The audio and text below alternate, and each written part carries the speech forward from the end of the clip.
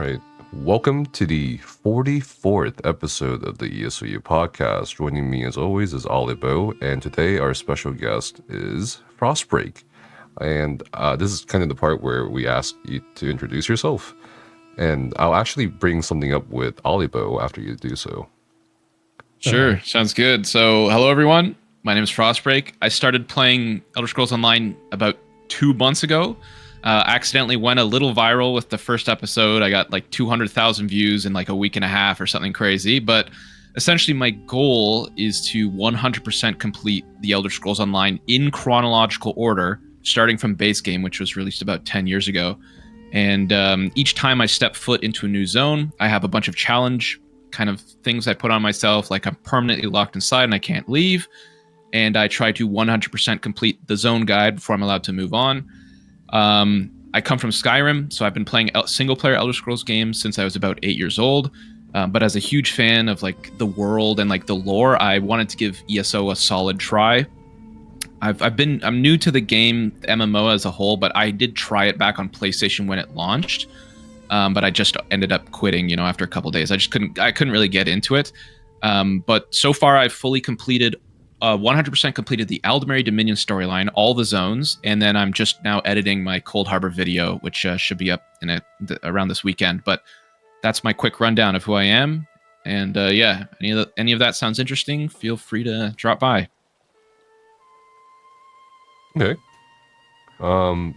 So Ollie, I'm gonna tell you how we actually linked up to make this podcast happen.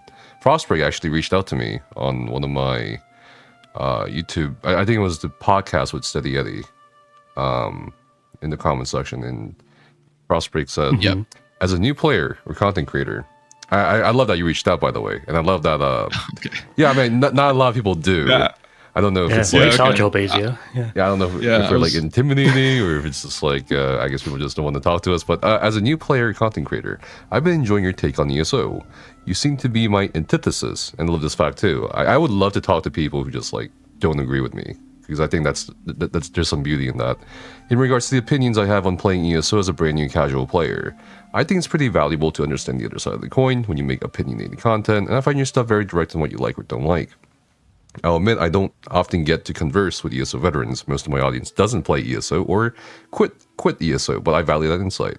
So I'm actually really curious what you meant by antithesis. Like how are we, or me, is kind of the opposite of you in regards to, I guess, the varying aspects of the Elder Scrolls Online. For sure. So, interesting factoid, actually. You know how I found out about your stuff is because, I'll just obviously put this foundation down. I actually inherited my ESO account from my father, and my father was a tank main. Okay. My dad watched your stuff and was like, "Oh, you know who you should watch if you like, if you wanted." I didn't end up doing tanking, obviously, because I had a different idea how I want to approach the game. But he's like, "Oh, there's this guy I used to watch a lot. He has really good tanking guides and kind of goes over the basics on what you need to do." And then he recommended your channel. That's how I found out about your stuff, because your content is different. It's on the other side of the spectrum from what I would consider consumable for someone in my, because I would be interested new player guides, very, very like RPG, the Overland stuff, whereas you don't really do that. But he suggested it to me, so I've been watching your stuff. Michael Zenka was on your podcast. I watched that entire episode. I'm a big fan. Skinny Cheeks is one of the streamers I kind of drop into his stream a lot and ask questions kind of on like an alt account, and just like when I'm confused. And I watched both. I think you did 2 or 3 with him. I think I've seen 2. Both. Yeah. But yeah, those are great as well. So I ended up just watching your stuff kind of in the background while I'm doing other stuff too. So it's just kind of a stroke of good luck. But regarding the antithesis statement, yeah, I as I said, I think your content and stuff you do is on the far side of the other side of ESO that I've never really touched. I also watch all your videos regarding like the entitled new player and the the toxic casuals and stuff. I find that stuff very interesting. I don't consider myself in that group particularly, but I can empathize with some of those points. And anyway, I thought it was interesting. I'm excited to talk about some of that stuff today. Okay. I guess that's pretty cool that your dad passed the account down to you, and he was like, "Oh, hey, check this guy out." That's pretty cool. Yeah. Do you know like when he played, or like how much he played? My account. Okay, well, I've been playing on this account for a lot. As I said, I've fully completed the Eldamary Dominion, the entire, like 100% the zone guide, which has given me a lot. Like, I think the account I inherited from him was CP 630, and now it's about 800 from where I've kind of grinded it up to. Just from doing all that overland crap gives you a lot of XP, I guess. He played during. There's a couple dungeons I was whenever I stream, like I will recognize some places because I recognize, like I would watch him play and I'd recognize some areas. Dungeon specifically, he was a dungeon guy. Like he just went crazy. But he played up until Greymoor. That was the last DLC he owned. And when I inherited the account, the reason I inherited it, because he bought a lot of the DLCs, like Orsinium, Thieves Guild, that stuff. He owned them. He didn't like the sub, so he just bought them outright. So that account was already kind of fully loaded with stuff to do. I just bought the Necrom collection for like $15 or whatever, and just updated it with some of those chapters that he didn't have. But that's when he stopped playing, and he stopped playing to play World of Warcraft. So that's why. Wow. His friends at work he tried to get his friends at work on ESO, but I don't know, it just didn't pan out, I guess. Okay, that's pretty cool. I guess we can talk a lot about what you do, because as you mentioned, I think before earlier with the lore master, the ESO lore master, he actually had really positive feedback for one of your videos. I think it had to do with Loraden.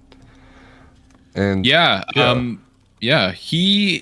Michael's been great. He commented on my first video. I think he's the top comment. He's got like 1,000 likes on that comment himself. But I try to remain unbiased. And in that video, I didn't give Loraden a crazy great rating for its story. Basically, whenever I play a zone, I break down the story, the environment, and then the side content of each zone. I give it 5 stars. I think for Loraden, I gave the story 2 stars. And he commented on it, saying that like he agreed with my criticisms, that I thought the main story was way too predictable. Like everyone who's close to Queen Ayrenn basically betrays her, and it's just you could see Estray's kind of betrayal from like a mile away, and it just wasn't. But he commented saying he agreed with all of that. He's learned a lot since they made that story. I think he kind of mentioned that the Eldamary Dominion was the last faction created for the Elder Scrolls Online. So some of that stuff was a little, they had a deadline to fill. They didn't have as much time as some of the other factions. And that's interesting insight. That's stuff I would never have known. But yeah, he's been great. As I said, he tweeted out one of my videos just for I didn't, he just did it for no reason really. And he just gave me a shout out, and he's been very kind, and I appreciate that. Although I try very hard to not let that affect my reviews. I try to remain try to remain unbiased anyway. Okay. So what exactly? So I didn't actually watch your video. I'm a bad person. That's good. Great start to the friendship videos. It's all good. I kind of skimmed it though. Like, so you actually look at a bunch of things, including like the plot, but also I think the environment too, and you also kind of go over what you consider, I guess, like categories for 100%ing things, like fishing and stuff. So what exactly, I guess, do you mean by 100%ing? Like all the achievements in the journal, or I'm assuming that also includes like this discovery of locales and sky shards. Yes. So my objective is to 100% complete each zone, and I didn't frankly know there was more to do. I'm looking at the zone guide. That's how I'm basing it off of. And the zone guide includes way shrines, main story, all points of interest, all fish, all lore books. Usually there's 4 achievements tied to each zone. Some of them in the base game are usually pretty standard. It's do the public dungeon. That accounts for 2 of the 4 achievements. Catch all the fish is usually 1. And then the other one is generally like do X amount of quests, which you can't normally pick up without doing all the points of interest, the main story, and even optional side quests. So you really have to go through and basically do all the content the zone has to offer. But the zone guide, to answer your question, is what I base it off of. And I didn't know there was more. Like, there's the item sets, like all that gear stuff, like that sticker book of stuff. I'm just learning about that now. There's so much more to do, but I make sure to kind of say it a little bit more clearly in my videos now, because obviously I'm still learning about the game. Right. But the zone guide is what I look at. The map completion, obviously, is part of the zone guide. So the map, when you look at all the things on the left-hand side, those are 100% complete, but the zone guide usually includes the 4 achievements that fishing is the big one that does take a little bit of extra time to complete. Yeah.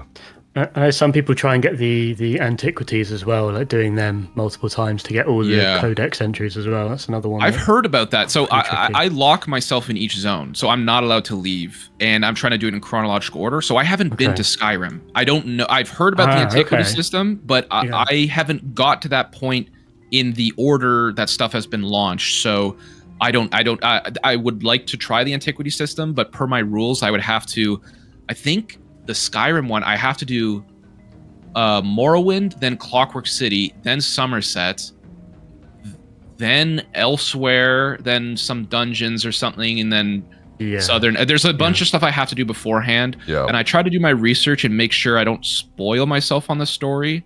But the first DLC zone will be my next video, which will be Orsinium. That's the first DLC zone I will be going to, because you don't need to do anything beforehand. It's kind of a standalone thingy. Yeah, was about Imperial City. I mean, I think that wasn't that the first one before? Yeah, there's a bunch. There's a bunch. I'm just using an online guide, but somebody wrote. There's 6 DLC that were kind of released at the start of ESO, and they don't require background knowledge. They're just kind of general DLC. And then Murkmire, but Murkmire requires the Dark Brotherhood, or there's like 1 or 2 related characters. So. I'm just going by this guide, and hopefully it's correct. But it is it's on the official website, so I think it's probably right. Okay, so you basically hold yourself hostage until you finish everything. Exactly. How many have you done? Because you mentioned Cold Harbor. So are you done all the AD zones, and then? So I've done So I did Canarthy's Roost. I didn't think that really warranted a video, although technically I did Canarthy's Roost 2 years ago. I played ESO for like a week. And I touched Canarthy's Roost. I was really interested in the Malmur, Pandania, and the lore of the Sea Elves and stuff like that. They had a lot of stuff about that in that zone. I made a whole video 2 years ago just about like the Sea Elves and like the story of Canarthy's Roost. And then I quit. And then 2 years later, and now today, or 2 months ago, I started in Oradon. Then I went to Grotwood, Greenshade, Malvaltor, and then Reaper's March, and I just finished Cold Harbor. The video's not out yet. I'm just starting editing it. Okay. But yeah, so I've done basically an entire faction, which is about 30, I think with Cold Harbor, it's, from my calculations, about 31% complete of the base game. Mm-hmm. It is, roughly. Yeah. Are you measuring the time as well that it takes? I mean, yeah, I have an Excel sheet with every activity, main story, it's tracked, how long, it's world bosses, how long it takes me to do those, how many I can do on my own, points of interest, how long those take. And then I usually do the dungeons, but the dungeons are kind of required because they tend to have the last lore book inside of the dungeon. Yes, yeah. So for each zone, for the 100% guide, you kind of have to do the dungeon because you need the last lore book. But the dungeons are fun. I like doing the dungeons. Yeah. And I assume you're listening to the whole voice line rather than just. Yes, so I do the first couple ones. I what's the term? Pugged it or whatever. I just joined a random group and they blasted through. So I have no idea what the storyline for Banished Cells is, but once I started gaining a bit of an audience, I start live streaming, and I usually have around 100 concurrent viewers on YouTube, and usually of those people, there's 4 who will go and who are happy to do the dungeons with me, and they let me take my time and go through it and listen to the story and kind of figure out what's going on. Which dungeons they have decent stories. Like, it's crazy that people blast through. Like, I don't know, that's wild to me, but I guess people play differently. But well, it really depends on the person. For me, I think it's stupid that you pay for it, but you don't want to experience it fully. At least the first time, right? Like, at least figure out what's good on the first time. But I knew the type of people you're talking about. Like, I I knew this one guy who was doing this trial with us, progging this trial for months. And, you know, we're just kind of shooting the shit in the lobby before we go in, waiting on people. And I think it was Sunspire. I was just talking about, like, the story of this trial. And then this guy's like, there's a story? Yeah, that's wild. It's just like, well, he knew there was a story, but it's like, you never really paid attention to it. Like, I mean, at least try to know what's going on, why your character's here. Lot, you know? I think that's a very common theme. There's a lot of people who play like that, right? They play ESO because they like the combat or they like how the game's structured. They don't really care. Maybe they never played Skyrim. Maybe they never played Oblivion. Like they don't. Yeah. They're here because it's an MMO. That's totally me. I mean, I didn't read any of the story in any of the zones at all. In fact, I mean, like you're saying, sometimes you have to do the things in chronological order. So there's a Pathfinder title. So my guild is called Pathfinders, and there's a Pathfinder title with the new Gold Road DLC that's came out. But to complete the main quest in the Gold Road, you have to have done some of the prologue quests, and you need to have done the Necrom quest. So I had to go back and do the Necrom quest on NA, and I had absolutely zero recollection of anything. It all felt new to me, even though I must have only done it like less than 12 months you before. buy the DLC for $60 and you do the main story or no? I mean, I do it, but I don't read anything. I just press E as quickly as possible, just try and get through it. Yeah, I think those are the. I mean, I'm sure there's more than two types of players, but yeah, I mean, when it's an MMO like that, you kind of expect it. It's much less common if you think of a game like Skyrim. Like you don't really dialogue spam in Skyrim, but some people do. I have a friend who does, who like just blasts through it, and it's like if that's how you want to play, that's how you want to play. But I think it's more appropriate for an MMO, though. You know. You're here for the you're here for the multiplayer content. You're here for the multiplayer content. I'm kind of here for both, more so the single player. So, yeah. Yeah, I mean, I think that has to be it because like single player games, I don't play like that. Like I mean, I played Skyrim, I played like Cyberpunk and stuff like that. I do listen to the voice lines and I don't skip through it. Yet somehow in ESO, even though everyone says that you know the storylines are worth watching, somehow it's just I'm just kind of just pressing E. Yeah, I know. Well, for me, it's crazy because if I was spending $60 on something, I'd make sure I'd want to absorb every morsel of entertainment I could get out of it. That's basically a brand new game for the price of a DLC. So, I guess, yeah. But I mean, I think I find more value in like the new systems, like new classes, and exploring new zones and stuff like that. Yeah. It's a tricky. I mean, there's going to be like you say, there's going to be people in between as well who maybe they will read the main story, but they'll not be so bothered about side quests or something like that. For sure. If I asked both, so like just for my sake, for context, what is like both of your experience levels with ESO? Just you know, so I can tell how far apart we are. I've got about 100 hours, I think. Oh boy. Do you want to go first, Ollie, or do you want me to go first? I can't remember off the top of my head, but it's going to be like hundreds, if not thousands, of days. Yeah. And I have it on Steam, so it's easy for me to tell. Maybe it's harder on the I don't use it on Steam anymore. It's going to be I think the last time I checked it was about 1,041 days. Wow. I don't know what that is in on one character or. No, that's across all characters. Okay. Yeah. On my main, it's probably like that's about 24,000 hours. Okay, it's quite a few. Yeah. Okay. And I have had all the achievements before. I don't have them at the moment because I can't be bothered buying the motifs. But like I have, air quotes, 100% completed at some point. I guess. That's awesome. This is also pre-sticker book though. Right. So I started in beta, but that was 2013. And one of my characters after launch, I think, my second character right now has almost 400 days of playtime on it. I haven't checked the others, really, so I have no idea in terms of like hours or whatever. But I basically played ESO at least every other day or every day since like 2013 up until 2022. And nowadays I'm just like maybe sometimes occasionally playing it. So wow. So do you guys still are around after all that time. You guys, we're fucking fossils. Yeah. I'm playing every day, definitely. Oh, you're still playing every day? Okay. Well, I've got to do. Someone's got to do the crafting writs, you know. Sure. I mean, we're basically fucking fossils. And what I find interesting, in terms of your perspective about me being like on the opposite end of you, in terms of the spectrum, for I guess gameplay wise, I think it's a perspective of time, at least to my eyes, because when you're talking about how you like to enjoy everything, 100% everything. Well, that was me as well at the very beginning too. Like I listened to every dialogue. I went for every way shrine. I went for every sky shard.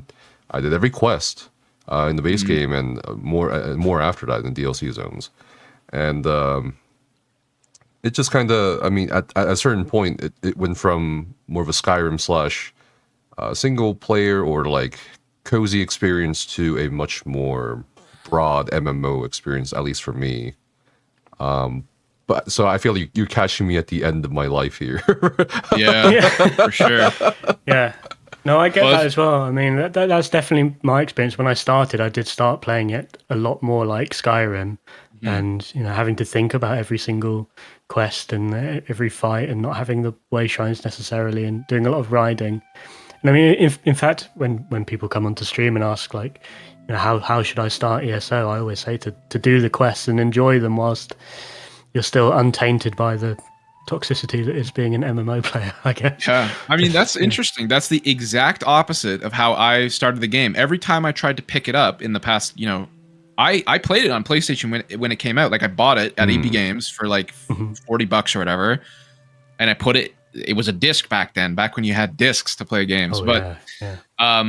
I played it like an MMO, and I kept quitting it.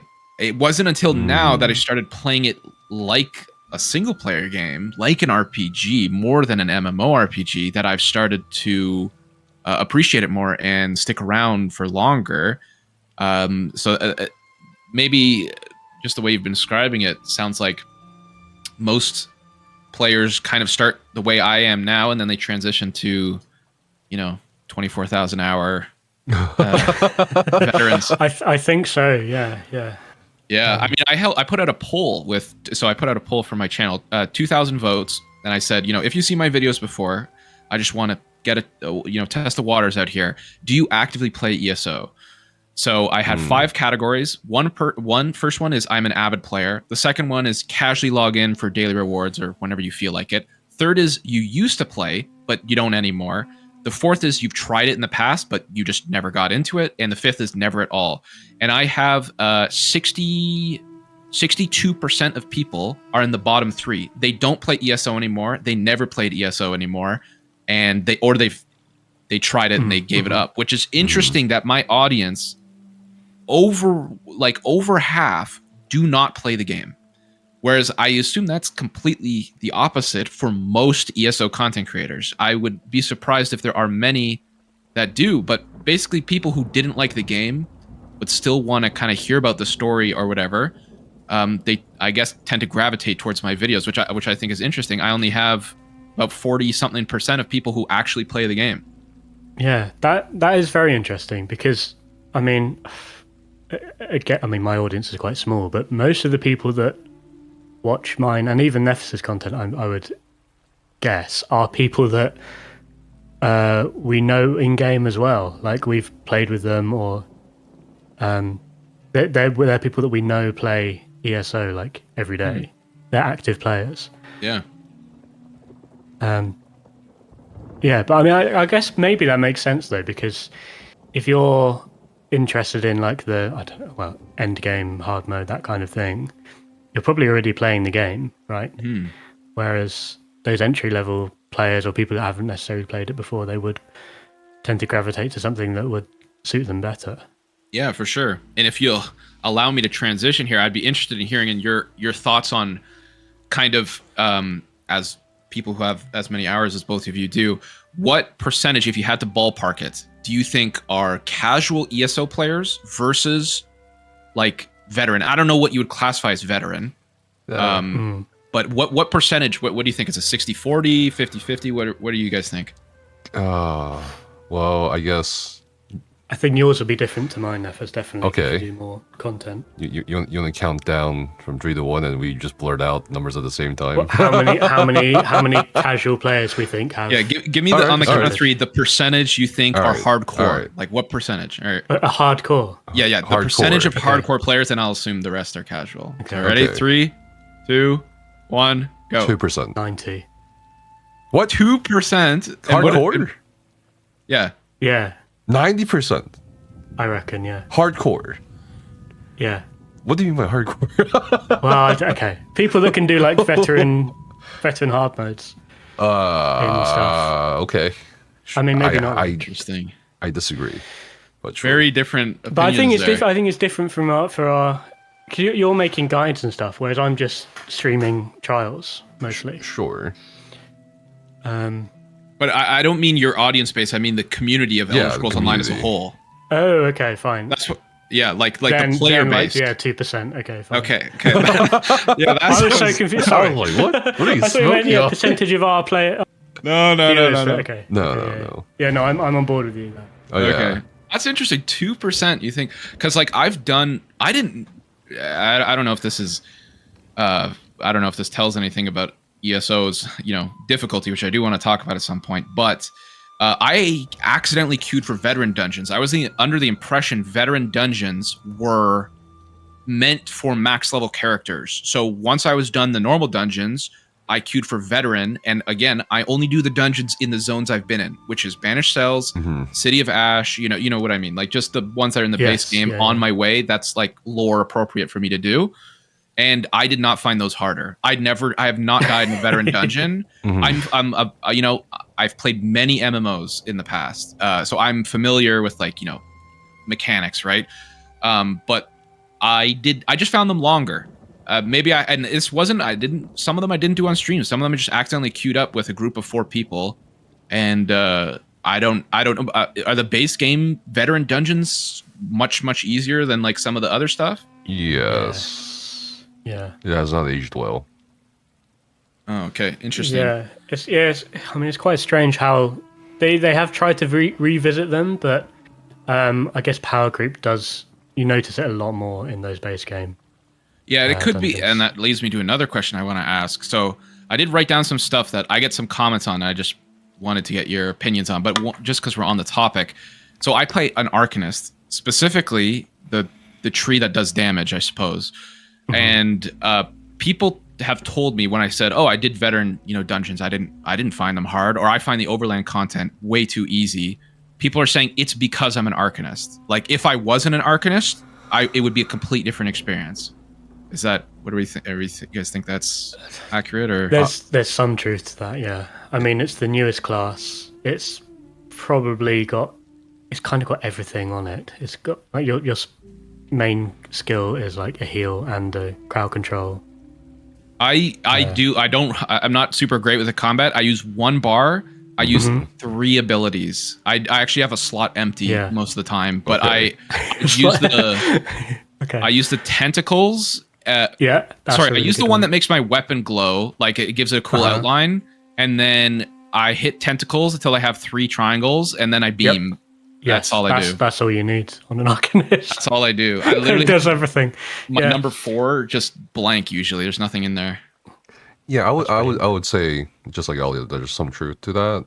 But just because you play Arcanist makes things a bit easier, but like every other class will have the exact same results. Like so, if I was doing story bosses like Overland content, right? Okay. I find the story bosses unbelievably they're not even elite enemies. Like they're literally not. Like I don't even the end game boss for a story.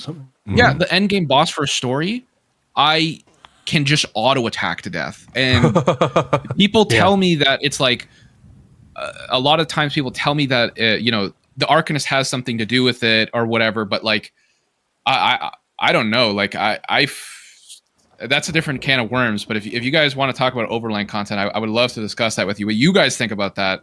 Like, especially with your builds, you guys probably blow up that thing in like 1 second. Like, well, I mean, yeah, maybe the base game stuff. But I think the only time I ever struggled with it was when I was very, very new player. This must have been like 9-10 years ago.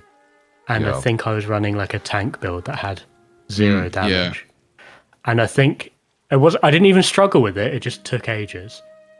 For sure. I think the incoming damage maybe is part of it, and like the low max health is part of it as well. I don't think I've really met anyone that's struggled with any of the Overland content. Yeah. Which is kind of strange. I've talked a lot about this subject, so sorry if I like ramble. Oh, but, yeah. No, please do. It's an age-old question, which is always fascinating. I mean, it's objectively true what you're experiencing, right? I mean, these supposed big bads at the end of the quest line that gets drummed up or hyped up to be like very, strong or evil enemies. You don't expect them to die in the matter of seconds. I mean, you come from, you have a more recent experience in Skyrim, but when I played Skyrim, there were at some point some like actual challenges, right? I mean, I think the Frost Troll is a good one early on in the game when you go to High Hrothgar. You don't really have that anymore in ESO, really, and a big part of that is the kind of game development focus is on making sure that at least the Overland content is accessible for everyone, no matter what. Like if they're coming back to the game, if they're playing the game for the first time, or whatever, you cannot really fail, as opposed to the older days where things were much more different in terms of combat, mathematics behind the scaling of stats. Obviously, things were very different back then, including how skills worked. Back then, there were people who struggled in the specific leveled zones, because each zone, unlike now, had like levels to them. So, for example, in Loraden, you would have encountered level 5 to 15 mobs. In Grotwood, level 20, blah blah blah. And then Cracklorn was like the end game zone in terms of Overland because it was so tough. Now there were people who struggled, at least from my experience. And what was really cool back then was, and this is kind of getting to the MMO aspect, and perhaps why there isn't a lot of great player retention. Once you mentioned a lot of people can't really get into ESO after they try it. When people struggle with a boss or world boss or quest boss, what they did was they asked for help in guild chat or zone chat, right? And you need to, I think, Nephis, my most recent video, I think you got to watch it. You stream it or react to it, whatever you want. All right. It's my review of the Elder Scrolls Online after 100 hours. So my first impressions as like a kind of a new player, I am saying almost everything you're saying here. Okay. And people disagree with me in the comments. They're like, really? no, you're wrong. Like, you gotta. I think we'll keep talking about it. I think you got to watch that video. I'm Go ahead. sure we're on the same page here for sure. I think, like there's so many people who are just like, you don't know anything about this game. And God. Admittedly, like, compared to like Ollie's got 24,000 hours. I'm not gonna know everything, but like, my opinions of the game being easy. And, as someone who accidentally queued for veteran dungeons and was able to do it without, there's a level of difficulty in the Elder Scrolls Online. The bar is way lower. And I played back on PlayStation when there were levels. And I got a clip of fighting the same boss back then and now with the same build, same, as close as I could, character. I didn't remember the race or whatever. But I have a side-by-side comparison. I also tweeted that of like, fighting the same guy in 2015 versus nowadays, and it's interesting, like it's like 3 times as fast killing it now. Like you just I almost died back then. Like it was Hazaki, it was a Canarthi's Roost tutorial elite enemy in one of the points of interest. Yes. And he's like in a cave with like some skooma or something, and I almost died back then, and I don't think I lost like 5% of my HP. I just kind of stood there. Yeah. But I think it'd be interesting watch for you for sure. Oh yeah, I'll definitely watch it and refute whoever's disagreeing with you. But so that's important though, right? Because you asked for help, and what does that do? Yeah. That drives interactions between players. That creates and fosters a sense of relations or communities. So if you and the really important thing too as well back then was Overland sort of served as a transitionary bridge from, how moderately difficult it could be to the harder content like veteran dungeons. And back then, dungeons also worked differently. And from veteran dungeons, you could also go to maybe doing the V12 trials in AA or Hell Ra. So it's like now you've basically made the Overland content, which is a majority of the content, kind of so easy to the point. Not a lot of people get a lot of mental satisfaction from it. I mean, I know what you're saying. I have a quote, and you let me know if you agree with it. Okay. All right, this is from the video. I say, the content is too easy to require teamwork. Therefore, it does not incentivize communication or interaction with other players. There's no need for it. You can basically do everything yourself, no matter where you are in the world. Yeah, that's spot on. And a lot of people had some issues with that comment right there. But yeah, I mean, that was there's just you miss that community. When I play WoW or what, like, there's that sense of like, it's almost like an incompetence issue if you can't do everything yourself in ESO. Like, of course, the in-game community I are awesome. Usually, when I ask for help, they're very helpful. But there's some areas where it's a dead area. It's not their fault. Like, there's just nobody there. Like Loraden, I struggle with that. Cold Harbor, there's nobody there when I was in Cold Harbor. So I got to take matters into my own hands, and I got to, on my stream, ask if people can help me do the world bosses, because there's just nobody there. There's people there. They just don't want to, interact with me, and I get that. I'm a new player. It's like an annoying little little fly buzzing in your ear. Hey, can you help me with world bosses, please? I need help. But like I get it. I understand from their perspective why they. But it's an interesting feeling, and I kind of transition that to saying that it's more like an online RPG than an MMO. Yeah. Endgame, I would assume, would be different for sure. You're doing the raids and stuff like that, but especially my experience, there are other people walking around, but there's nothing to incentivize your interaction with them. I don't know if you played Lost Ark, but Lost Ark has stuff where you go into phases of the story, or a little dungeon or whatever, and you queue with another player. So you have to do it with 4 people. And it gives you that sense of communication. It gives you that sense of, ESO doesn't have that. It's just a thing I really wish it had a little bit more community about it. Yeah. There's a lot to go in regards to the community aspect too. But yeah, I mean, you understand my point. Overland is, and the frustrating part is, I don't think they're ever really gonna change it. And there's 2 reasons as to why. First reason, you asked the question what we thought about how much, what's the percentage of people who play ESO in a hardcore manner, and it's very small. Sure. And you'll be surprised to know that there are people who do struggle with normal dungeons. There are people who struggle with Overland content. And unfortunately, or fortunately, depending on your perspective, they are the majority that is being focused on, the demographic. And the second frustrating reason is, in terms of the monetization model for the Elder Scrolls Online, we talk a lot about how, retaining players is important, but the business model focuses more on getting new players, not necessarily retaining them, but just getting them into the game. And now, if you compare perhaps the spending habits between a veteran player and a new player, well, it's going to be vastly different. And the newer player tends to, at least from the anecdotal accounts and also some statistics that we found, they tend to spend more money. So it's like, there's a lot of things going on here, and I don't think, people keep asking, make Overland harder, or give us an option to toggle on, veteran for Overland. I don't think that's going to happen on either technical or business level.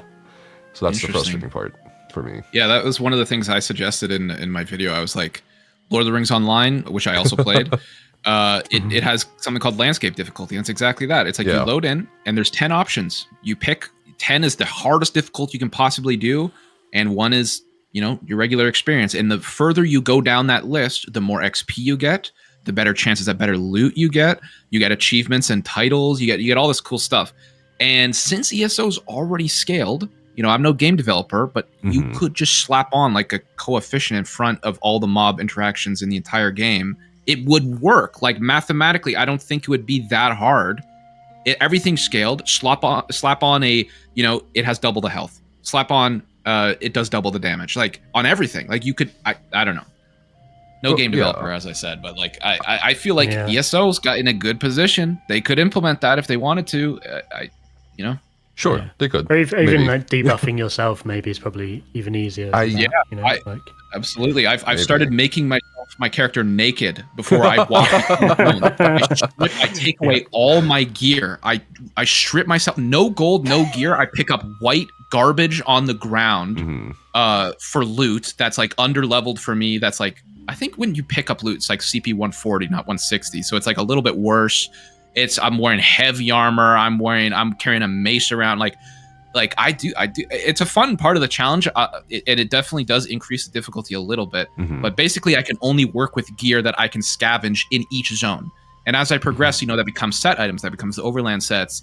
But when I start out, I've got fists and stuff, and it's still fun. But that's what I've had to do. No consumables, no potions, no XP scrolls, no gear. Like there's so many things I do to make it harder for myself that I feel like I probably shouldn't have to do.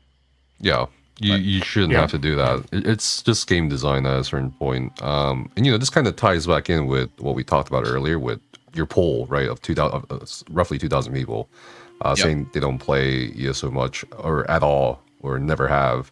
I think, not only is it not hard, but like not only does it not feel good to try to stick with ESO from like the average player coming in, but also I think in some ways ESO is more of a better viewing experience rather than the playing experience, which speaks to why a lot of your audience have never played ESO but will still watch ESO content because it's Elder Scrolls, right? Right, and of course. That's why I'm here. Exactly. Yeah. So I think it's pretty interesting stuff here that you brought up. Yeah, I mean, it's interesting to hear your guys' perspective on that.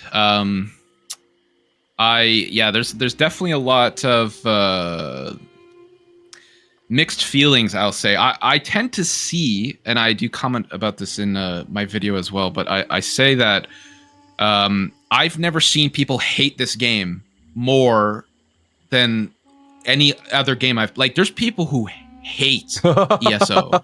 Like they come to my videos and are like, you should never run away, do not play this game, or like I'm a piece of garbage for even promoting it, which I'm not paid by. I'm not like sponsored by Bethesda or anything.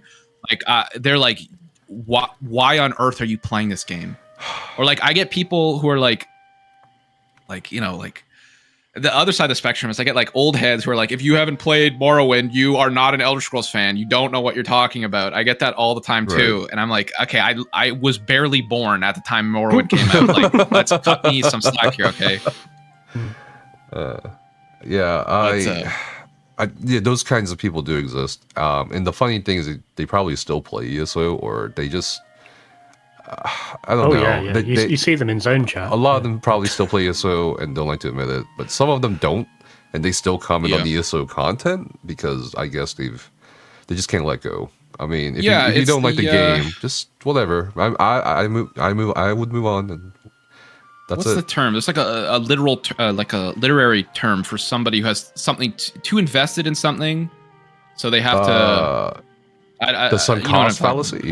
Yeah, something like that. Yeah, where you're like you're too deep. You either justify all the time you spent in the game somehow by saying it's the greatest game you've ever played, or you really shit talk yourself and you're like, oh, this game sucks. I wasted my life playing this game. Like, there's like. And then there's obviously people like you guys who are like, you can look at it a little more objectively, even though you've got so many, you committed so much time and, parts of your life to the game that you can, and I think that's a rare thing to see. And that's one of the things I said on my comment on Nefis's last podcast was I was like, it's hard to find ESO content creators that, I shouldn't even say that. I think most ESO content creators that at least I've seen on Twitch are pretty objective. There are some I understand, you guys have like sponsorships with Bethesda and whatever, and I don't know if that sways your opinion or not, but you seemed like the guy who calls stuff out the most out of anybody I've seen. I did watch Skinny Cheeks' stream once, or I watch it all the time, but he said one time that for Gold Road, for the newest expansion, Zoss asked him to put up this, really give his take on the new, whatever the skill thing he's called, where you like mix stuff together. Scribing. Yeah. And he put together this. He was talking to a stream. He's like, he spent like 10 hours putting together this massive Excel sheet and document, and he just ignored all of it. They just like aired him on it, and he was talking about how frustrated he was about it. And I like that. I like that you guys, at least some of you guys, are, you can be critical about a company. You're not too afraid about, I don't know, I'm not going to ask you how much you get endorsed by Bethesda, but you're not too afraid to bite the hand that feeds you, so to speak. But like, I appreciate that. And I come from somebody, as all my videos are very objective. I like to look at things objectively and logically. And I find the ESO community overall tends to have more people who, player bases and content creators who have so much time in the game. They're willing to kind of overlook some stuff. Anyway. Yeah, I mean, it's a tricky one. I think, especially when you're a viewer watching content that's kind of endorsed by the company that's made it, you're always a little bit cynical. And I mean, ZeniMax and Bethesda, they do treat us well. But I think most of us, if not, certainly everyone on the stream team, I'm not on the stream team, but I'd say pretty much everyone on the stream team and quite a few others are mature enough that they can still level criticism at the game that's constructive and put forward in a mature way. Sure. I think that's part of being a responsible content creator, and so just having the maturity to be able to. For sure, and it's different because you guys got a little bit of skin in the game. I don't. I'm a lot. You guys have your partnerships or whatever, and I get that. I get that for sure. Being responsible. You don't want to say anything. You don't want to burn any bridges. I get it. But I don't even think it's that. I mean, like you say, Skinny Cheeks. I mean, Nephis has done it as well. Outcast has done it. They've made pretty like strong criticisms about things like potential changes in the game. But I think as long as you put them forward in a constructive way, and for sure, and you're not you're not just a hater. Well, right, that's slinging around personal insults. That's what I'm trying to say. Is you guys aren't like the commenters I get on some of my videos. You guys are. Oh no, those are the worst of the worst people. You guys got some stuff to back up your statements. Yeah.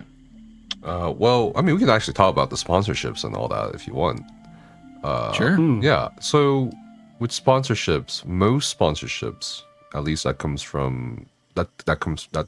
out for Elder Scrolls Online, tends to do more with like segment streams, which mean in the streamer industry, like you stream for X amount of hours, and during this you have these assets up in your stream, and you have a chatbot putting the link in your chat. And you have what's called CTAs, or call to actions, and that's when you talk about, hey, this is Gold Road, and here's how you get it, blah blah blah. Here's what's here. Outside of that, you can talk about it however you want, but there are clauses at times where it's like, well, just don't unnecessarily bash the game. Like, you can as Ali said, you can constructively criticize it or whatever, but if you're just like the fucking devs are dog shit or whatever, I mean that's a little unprofessional, because at this point we're talking about that doesn't really help anyone. And when people see things like that, they're like, oh, you're a fucking shill, you're a corporate shill, or like how can I believe you now? Well, the thing is, they're ignoring basically every other critique or video I've ever made, or other people have made, because of this one-time sponsorship. So it's interesting people's perspectives on it. But if they could look at what's the contracts are and stuff, it's just objectively business or fair. And in terms of burning bridges, I mean, it really comes down to what you want to do. Like, do you think, Nephis, you would have more or better deals if you weren't as critical as you are? Okay. Because I like your stuff. You're critical. You get to the point. You're direct. I said that in my like I like your style. But do you think if you were a little bit more like flattering, I suppose? Sure. Do you think you would have better deals? I'm not sure. I say that. That's a really hard question to answer. Yeah. I say that because I know people who are on the other end. I know how they do things with other creators. And a lot of times it can come down to, I guess, attitudes or like the way you conduct yourself, for example. Like it doesn't always come down to metrics, but oftentimes it does. So I'm not sure if that would be the case for me. I think I've made it very clear. I'm trying to step away from consistently doing ESO content as much as possible. Right. And I've been doing a lot of Starfield stuff. I've been doing a lot of other games since last September. And I've been posting a lot less ESO content. So maybe there is something to that. But at the same time, there's also other aspects, I guess, about me as a creator or as a... I really hate saying this because it sounds fucking pretentious or like... What, like personality? It's what's called like a community figure in lingo, I guess. Okay, yeah. Right. No, I would agree with that. I think it's pretentious. You're one of the big hitters for sure. I think it's pretentious, but I'll say it because that's like the only term I can think of at the moment. So I think there's another aspect to not just the critiques or videos or metrics, but there's also the community building itself. I mean, looking at this server that we're in right now in this voice chat, there's almost 24,000 people in here. And then there's also social media where you're also connected with other creators. So I think they really do pride themselves on fostering, I guess, a consistent community of creators as opposed to like just banking on numbers or even emotions. Yeah. So I don't know. It's hard to say if I would get more sponsorships or whatever. I don't think so because they also have a budget, especially this year. Right, because they're doing all these like IRL events, so I don't know. But I do know that metrics, a combination. Did you go to that and stuff, right? Didn't I? I thought I saw something you in Amsterdam or something, didn't I? Yeah, they actually flew us out to Amsterdam, or flew me out specifically. Yeah, that's pretty huge, isn't it? Beck had to pay for it. Yeah, I mean it's great, and it was very cool. It was very exhausting, but cool to meet people over in Amsterdam for the first time and talk to them and take pictures. That's cool. I don't regret it. I don't regret any of it. There are definitely things I regret about what my, before I was a content creator, like a serious content creator, that there's obviously things I regret in terms of my conduct. There's a lot of personal things there, but yeah, I mean, there was, I didn't behave very well. So, I mean, but for the most part, in terms of the years I spent in this game, I don't really regret it overall. Like, I think it's been quite a journey. I understand. Yeah. So that's basically how sponsorships go. They sometimes do sponsorships from what I've seen on other creators as well, on videos, like YouTube videos. They'll reach out to creators and, hey, can you post a video about this? I've gotten that from some... not ESO and not Bethesda, but I have gotten reached out a couple times, which is weird. I'm very new to content creation, so it's a very odd experience. I think I went from like 600 subs to like almost 10,000 in like a month and a half. Like I wasn't ready for that. Like I was kind of expecting the video I put out to get like 200 views maybe. Yeah. I just kind of but it's definitely changed. Just kind of how I operate my day to day, because I probably wouldn't be playing ESO if I didn't enjoy it, of course. But yeah, the content creation side of stuff I'm pretty new to, but I have gotten some stuff about people wanting me to play whatever. But like I just don't want. Do you need us to get our phones sponsorships? And yeah. Yeah, I like it's okay. Like I appreciate it's a nice ego stroke for me to be like, oh, okay, nice. I'm gonna get a free key for a game, but like, like I don't really. I tend to make my stuff very. It's very calculated. All the videos I make. I wouldn't want to throw a wrench into something and do something crazy with like a, some other game. But yeah, obviously you guys have a much more experience in that arena than I do. But I guess ESO would be similar to that. But I don't know. And as I said in my video, I don't know if I would accept an Elder Scrolls Online sponsorship, because I feel like that might affect my my reviewability and like my bias of some of the areas. I don't know. Yeah, I think of the partnership deals I've seen, the ones with Bethesda seem like on the tamer end. They seem to kind of let you do your own thing, really. I mean, you can tell that kind of from the diversity of the stream team. Like, there's people that, like, Pain in the Axe is swearing all the time, and then Matagon's never said boo to a goose. So they do have quite a lot of room for different personalities, and I don't think everything has to be as squeaky clean as some people might suspect a sponsored stream or something like that would be. Yeah. What do you guys? I got another question for you guys. What do you think about like the current state of like the Elder Scrolls Online like content creation sphere?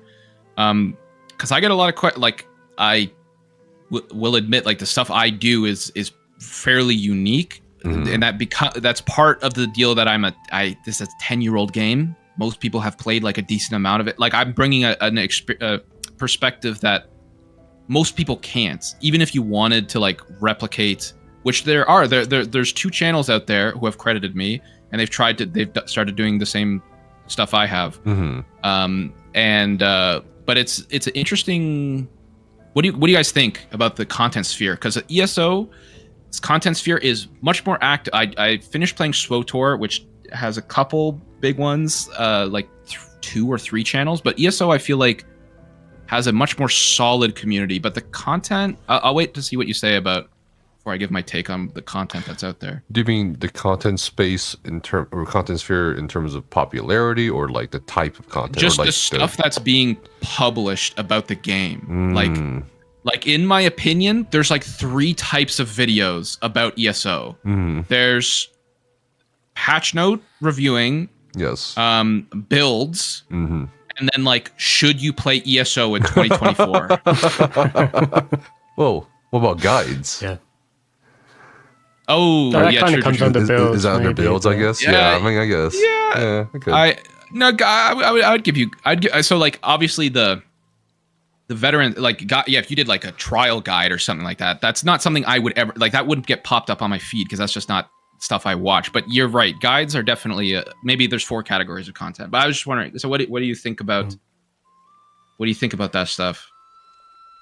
So I guess in terms of popularity, the content sphere for ESO is not so great compared to other games or other forms of entertainment.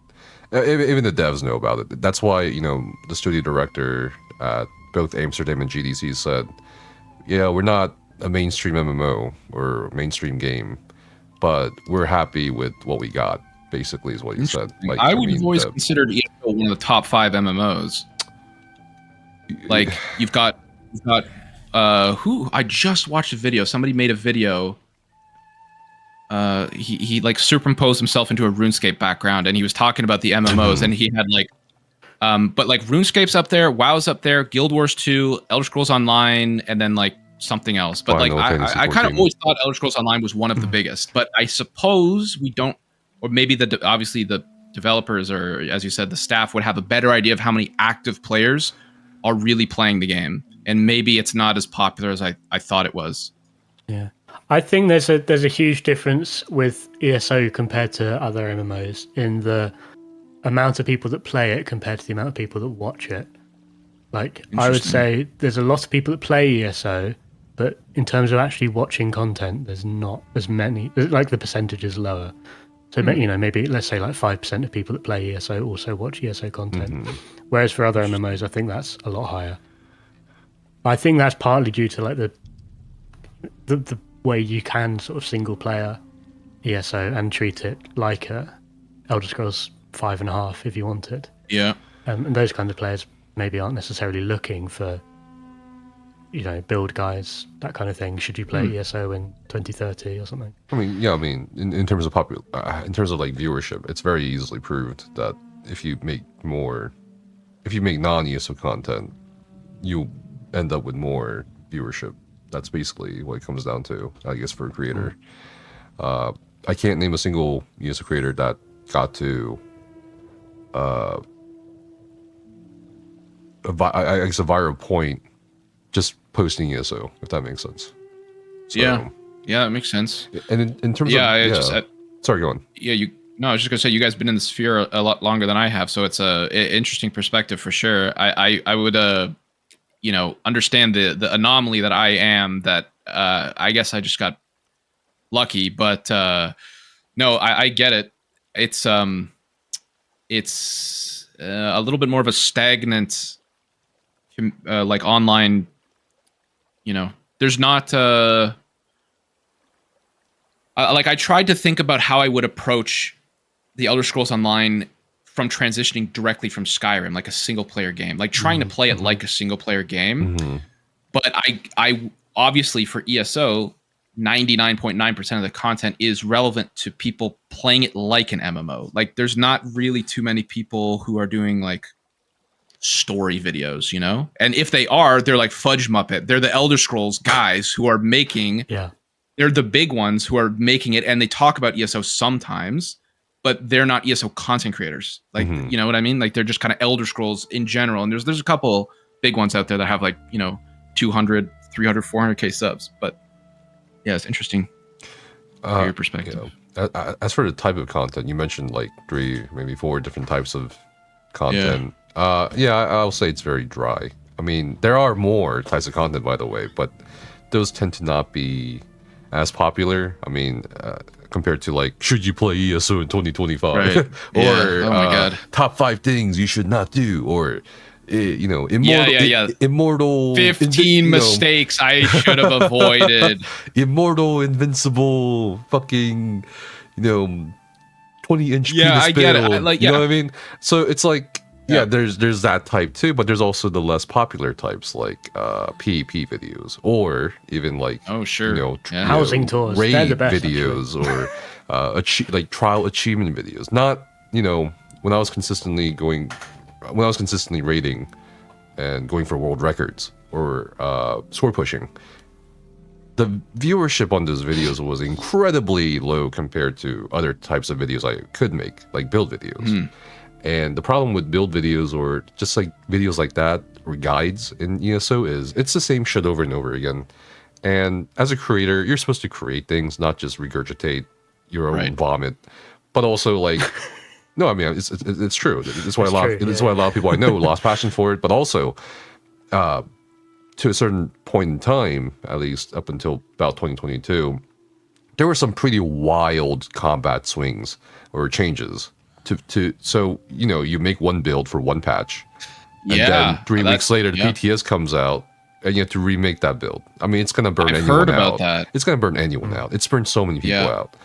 And now we're in this state of period where it's not like the developers have realized, hopefully, that is bad, and it's for the most part not changed a lot, really, barring some exceptions with the new class of Arcanist and of course the new item sets that keep coming out. But beyond that, there isn't too much that has changed drastically as before.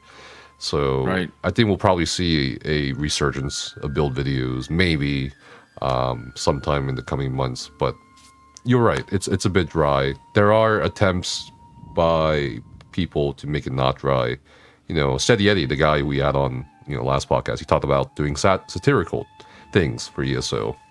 Interesting. And I've dabbled in skits, or also satire, or just some random bullshit that some people like, some people don't. There's some good memes on Twitter for sure. There's some funny ones. But then you kind of get into this hole, right? After you do that, well, what else do you make fun of, or what else do you satirize?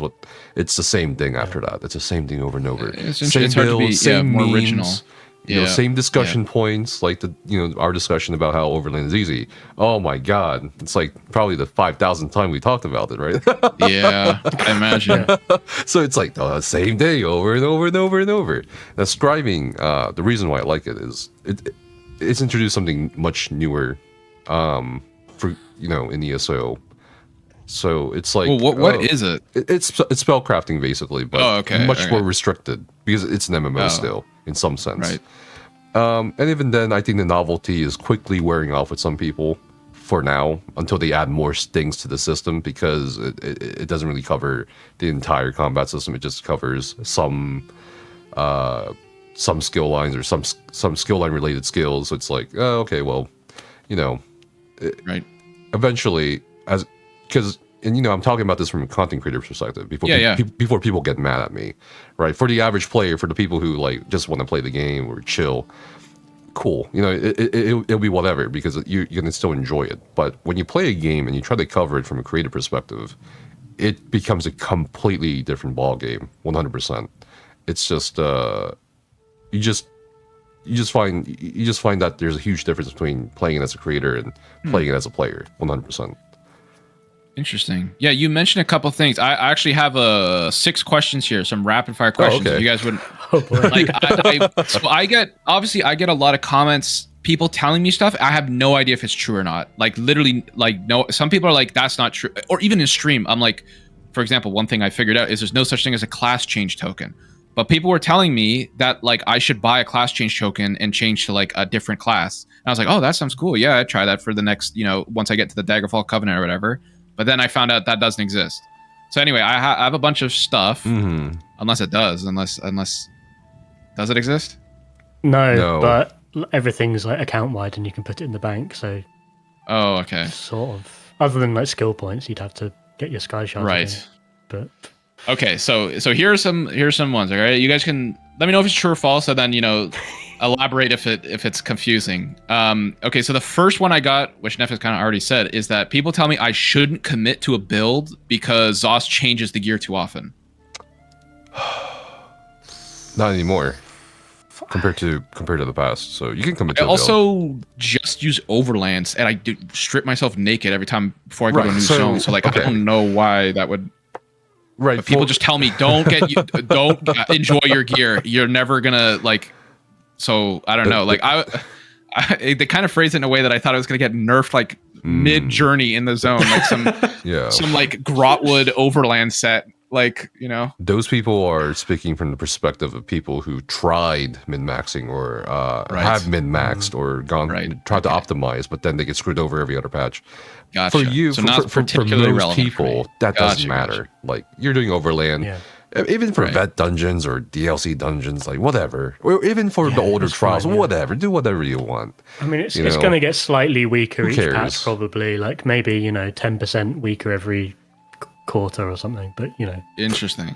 Okay, so now that you brought up trials, so I would love to try a trial at some point, but what would you recommend for somebody who's like never done that before? I don't think I've done a raid in any MMO ever. Oh, really?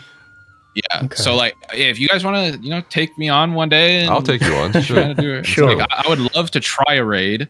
But God, do we have which to one? read the quest? Which one would you?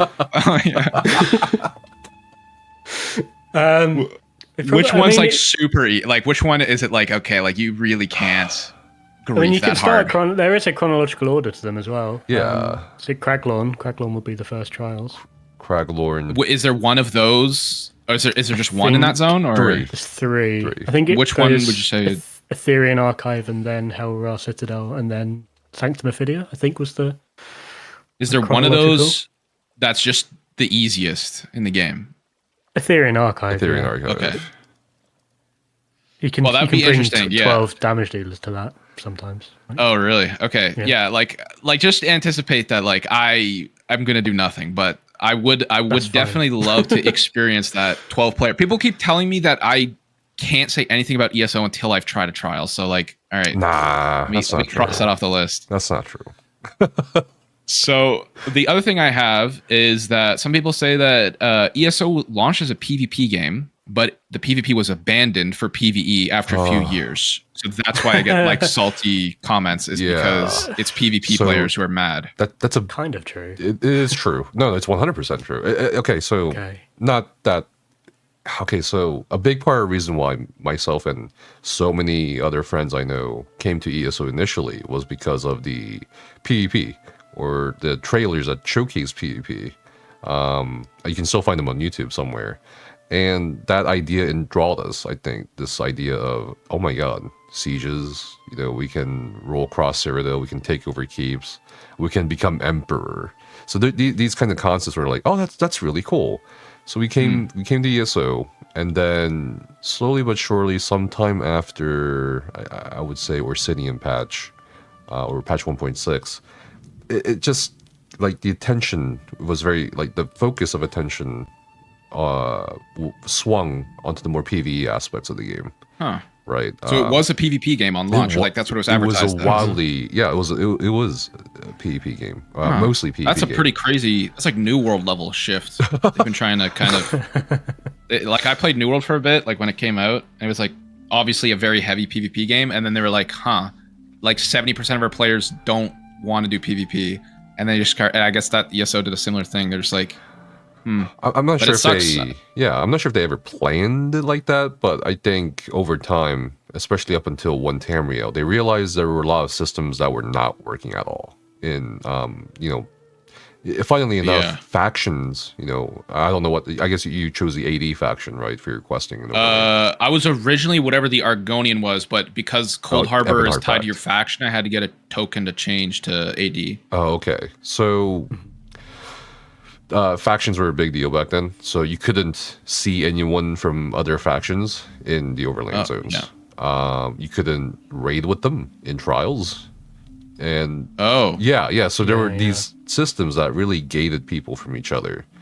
And did Cadwell Silver and Gold, did that change that, or was that introduced later? No. So Cadwell Silver and Gold was there from the start, if I remember correctly. After the post Cold Harbor, after your faction questline is done. But the crazy thing about Cadwell Silver and Gold was when you went to the other faction zones to experience their storylines, you still would not see people from the other factions there. Oh, yeah, that is weird. You see people from your own factions, and it was just a really awful system. Even though Cadwell specifically says that he's going to disguise you as somebody from that faction so you can like walk amongst them. Yeah, that is weird that they would say that and not do that. Yeah, interesting. That is odd. Do people ever like talk about like trying to balance? I guess that's PvP is a whole other. And probably one of the things you mentioned that you talk about a billion times. But like different PvE and PvE should be, the gear should be different. Like when you cross that threshold, like patched differently. Yes, I think a lot. Yeah, everyone agrees. Everyone. I don't know a single person who disagrees. Everyone agrees that PvP and PvE should be separated. I think SWTOR, I did some PvP in SWTOR, but the gear changes and it's like, it's a different, they just do like the stats change a little. It's like almost like a rebalance a little bit. I mean, they've got, I guess they kind of got impenetrable armor that reduces critical damage, and only players can cause critical damage, which is like the slight PvP thing. But then you also get like a buff in Cyrodiil, which I think a lot of people think they should do more with that. Like it's. You mean like you just do more damage even if you have a bad build? No, you do less. You do like 50% less healing, 50% less shield strength, and 5,000 more health. Oh, something like that. Okay. But they could do a lot more with that. Interesting. All right, another question I've got here is that ESO has one of the worst microtransaction shops in the entire MMO genre. That's definitely false. Yes and no. I've seen way worse. I've seen way worse, but yes and no. I kind of understand what's going on there. But yeah. Like loot boxes or something? That's unpopular, I guess, yeah. Yeah, okay, like, so in terms of like pay to win, or even like... That's another one I have. My last one is ESO pay to win, but I'll talk about that when it comes around. But yeah, just the microtransactions, and we'll jump into that one. Okay, so microtransaction wise for ESO, it's not as bad as for things like even like Lost Ark, 100%. It's just not. Yeah, of course. Lost Ark's fucking brutal. Is it as predatory as some other MMOs I played in the past, like ranging from Korean MMOs to Chinese MMOs? No. Does it rub people the wrong way? Yeah, because a lot of the issues, apart from the easiness of Overland content, has to do with the lack of incentives and the lack of a reward structure. And oftentimes, it feels like for a lot of players that a lot of those potential rewards are delegated to the microtransactions or the crown store. There's also a level of pay to convenience, which is not so great, at least to me, that the crown store and the monetization model offers. And I think it's not as bad as Destiny 2, where you have to like buy every single. You have to basically like dungeon keys, right? Put in a lot of money to get the full game, essentially. Like ESO, it's a bit more bearable. You can pay for ESO Plus for a month and then like try to experience everything, and you can use those crowns you get from the ESO Plus to get the DLCs anyway and permanently on your account. It's not it's not too bad, but I think in relation to the lack of rewards and incentives, I haven't really used the shop at all, honestly. I have obviously I inherited my dad's account, which had a load of stuff, and then I have basically a donator. His name's Sergeant Jeff Mongoose, but he was an ESO Plus member for like years and has like hundreds of thousands of crowns. And basically any zone I didn't have, he just asked me for a list of DLC I didn't have, and he just gifted it to me. Like all the minor DLC, like Merkmeyer, whatever, like every small thing. So I own everything now. It's funny you say that because they gave Merkmeyer away for free. Oh, did they? There are just some things that they monetize which I just feel should not be monetized, or it just feels like look at the armory system, for example. I don't know if that really needs to be monetized. there's time saves that are monetized which kind of prey on people not knowing any better. What's that armory thing? What is that? You know how you can respec skill points or morphs, and also respec your attributes, and you can also and you can change your gear and stuff. The armor system is basically you can do all that from in like one press of a button instead of manually. Yes. Okay. Without porting into a house. Right. Yeah. Well, you can port into a house for it, but basically they monetize that by charging for more slots. Or like more, I guess, how do you call it? Outfits? Not outfits, the gear setups, I suppose. Because yeah, 2 gear setups free with the armory system, but then more after that you have to pay for it. But I also, didn't know that. A lot of people in console have been asking for something similar to the add-on. A lot of PC players using add-ons are free. That a lot of PC players use to gear swap. Well, when the armory system came out, a lot of people felt disappointed because it's like, oh, here's a monetized model for it, but also you can't use it in trials or dungeons, or no, it's not dungeons, scored instances. My bad. So yeah, I mean, there's just a lot of bad vibes. That's interesting. I had no idea about that. And of course, the crown store crates, which are essentially which is essentially gambling. I think has its own issues as well in terms of the odds. So yeah. Okay, is that bad? That's good information to know. No, I haven't really interacted with it, but that's good to know. All right. Let's see. Okay, so another one I have is: do you agree or disagree that ESO has more toxic players than non-toxic? Oh man, I disagree, but you only hear from the toxic ones, of course. Right? Yeah, I had somebody on my comment saying that, like, or somebody on. I've gotten this comment like a couple times saying that like most people who play ESO, like, without being rude, like, dislike themselves. Like, they don't.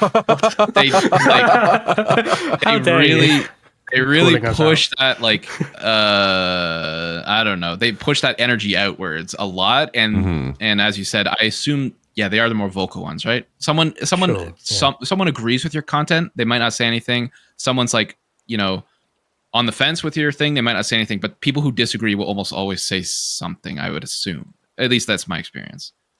But who knows? I was just wondering what you guys thought. Like, do you come across more often as a content creators, right? Like, it's more specific, I suppose, but like, do you come across more negativity than positivity? Okay. You also are biased because you remember the negativity more. Sure. At least, like, it's true, it's like you're a little more biased, like, oh, that guy really said something that, like, you know, I've gotten 2 death threats before on a video. Like, for what? Like, 2 people said amount. That they wish I or a family member of mine got cancer for playing the Elder Scrolls Online. Like, I don't even do anything, like, I don't think I do anything controversial. And they're just like, yeah, you need How to. How dare you read story quests? You know? Yeah, like you're the scum of the earth. Really, it's like, okay, thanks, man. I guess I could tackle on this question in 2 different ways, as a creator and also as a player. As a player, I genuinely think anyone who says ESO has the most toxic community or whatever are extremely soft. Like, no offense, like, they're just completely soft and they're sheltered and they have no idea what real toxic. Day on the internet. They have maybe not even that. Maybe they've never had a fucking struggle in their life. If that's they've never seen a Modern for 2 lobby. If that's even possible. But I'm just like, no, it's not. You have no idea what toxicity is. And of course there are instances of toxicity in ESO. There were actually things beyond that at a certain point, not just toxicity, like you talk shit to people or teabag them, but, you know, literal cases of harassment, stalking, hate raids, death threats, people actually, you know, this from a previous podcast, sending dead animal parts to people.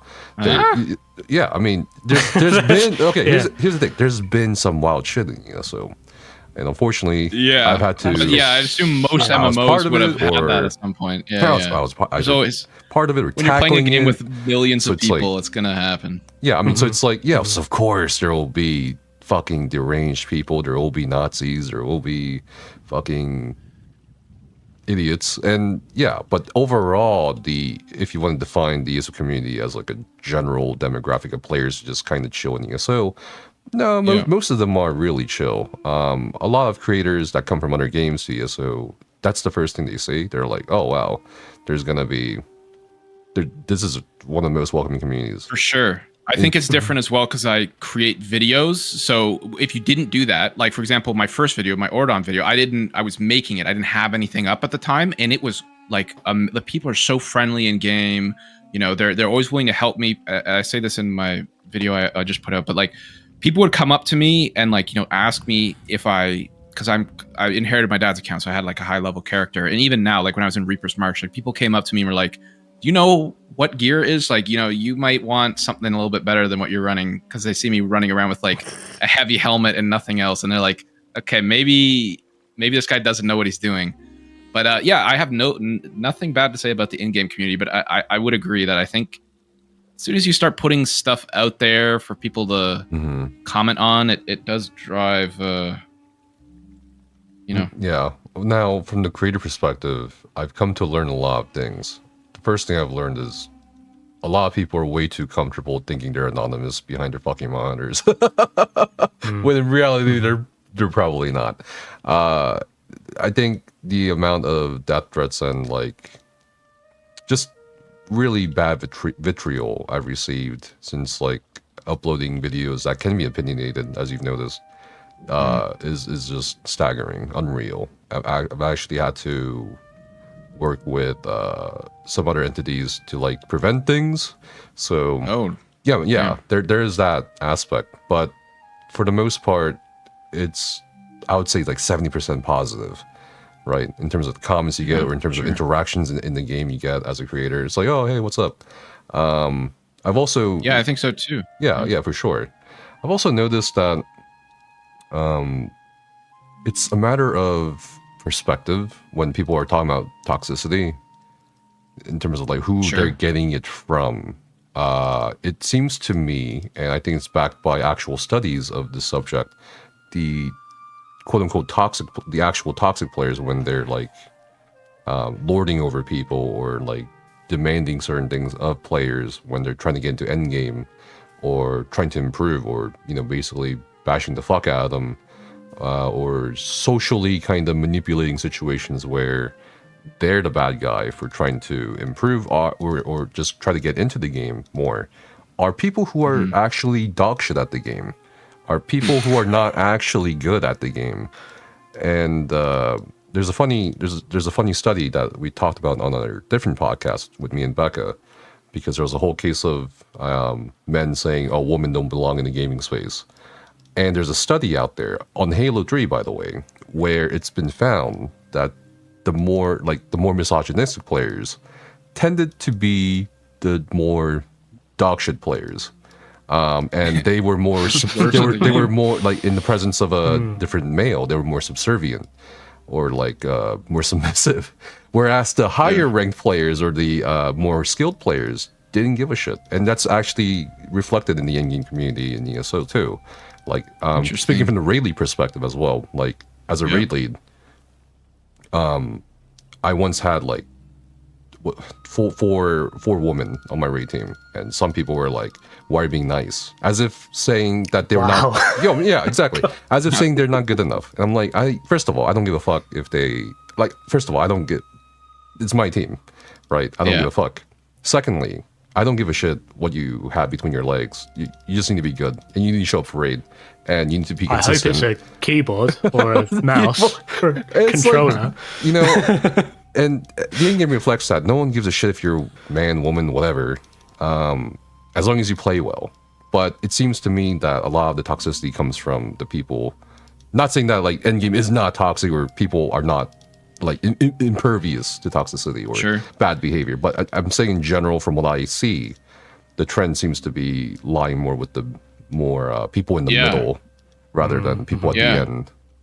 The people that are trying to punch up and punch down at the same time. Yeah, exactly. And then they're just punching themselves in the face. Yeah, from what I've seen, like on Twitter and stuff, ESO from all the MMOs I've played tends to also be like the most inclusive, I guess you could say. Like maybe not. That's not a great term. I'm sure every MMO is inclusive, but like diversity wise, like there seems to be a wide array of players who play the game, and I mean that in and of itself is quite interesting because there's definitely games out there where it's definitely more one-sided, as you're talking about, like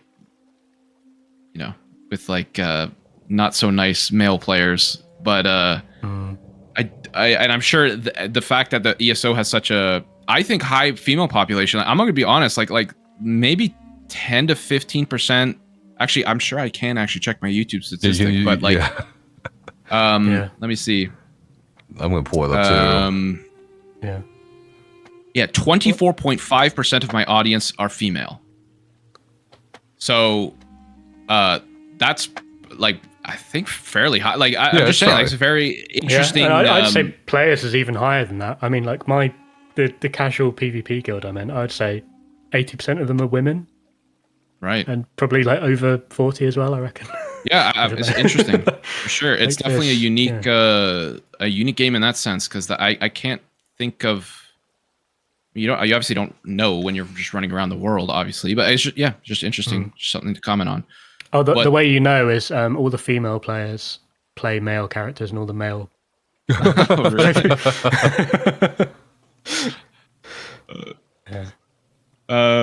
Let me see here. Do I have? Oh yeah. Okay. So the last one I got here is ESO pay to win? All right. I'm gonna give my take here. Okay. All right. Okay. And then you guys comment on what you think. Okay. So because ESO to me is it has player versus player. It has that environment. I immediately judge it differently versus on something that if it's just PvP, I can't think of an MMO that's just PvE, but like hopefully you get my point. So as soon as you have player versus player, being able to buy something that's not available to someone else unless they spend money, not buying for convenience, buying to own, for example, the Arcanist class, and it being, even if it's not the best class in the game, which you guys have told me it is, I would consider that pay to win. If you don't fork over the money and you can't play this class, you can no longer play the best thing in PvP. And I know there's like mythic items or something, like orange stuff that's like super good. It's also tied to DLC you have to pay for. So just because ESO has PvP, I would say a little bit of it from my first impressions and it's a very fluid thing, what you think about pay to win, if you think it is or if it isn't. I think a small portion of this game, it does have pay to win elements. ESO. What do you guys think? What do you think, Ollie? I mean, it's kind of. I mean, this is a topic, I guess, that does come around. I would say maybe not pay to win, but pay to be a bit easier and a bit better. But that's kind of, if you're playing the game regularly, you kind of want your character to get a bit better each year, as you're playing. Sure. And I kind of get it both ways. I mean, maybe we're just numbed to having to, fork out $60 every year to get the new stuff that makes us a little bit better, and we don't necessarily care that it makes us a bit better. Sure. We kind of like that. I've heard the scribing stuff didn't quite land expectations, but if there was something, one of those spells or whatever it is, the spell crafting thing, if there was one that was very good and that was locked behind a DLC for PvE or PvP, like raids or whatever, and you have to buy the game to be able to use, I thought a system like that would be just in the game. That seems like a crazy mechanic to be locked behind a paywall, in my opinion.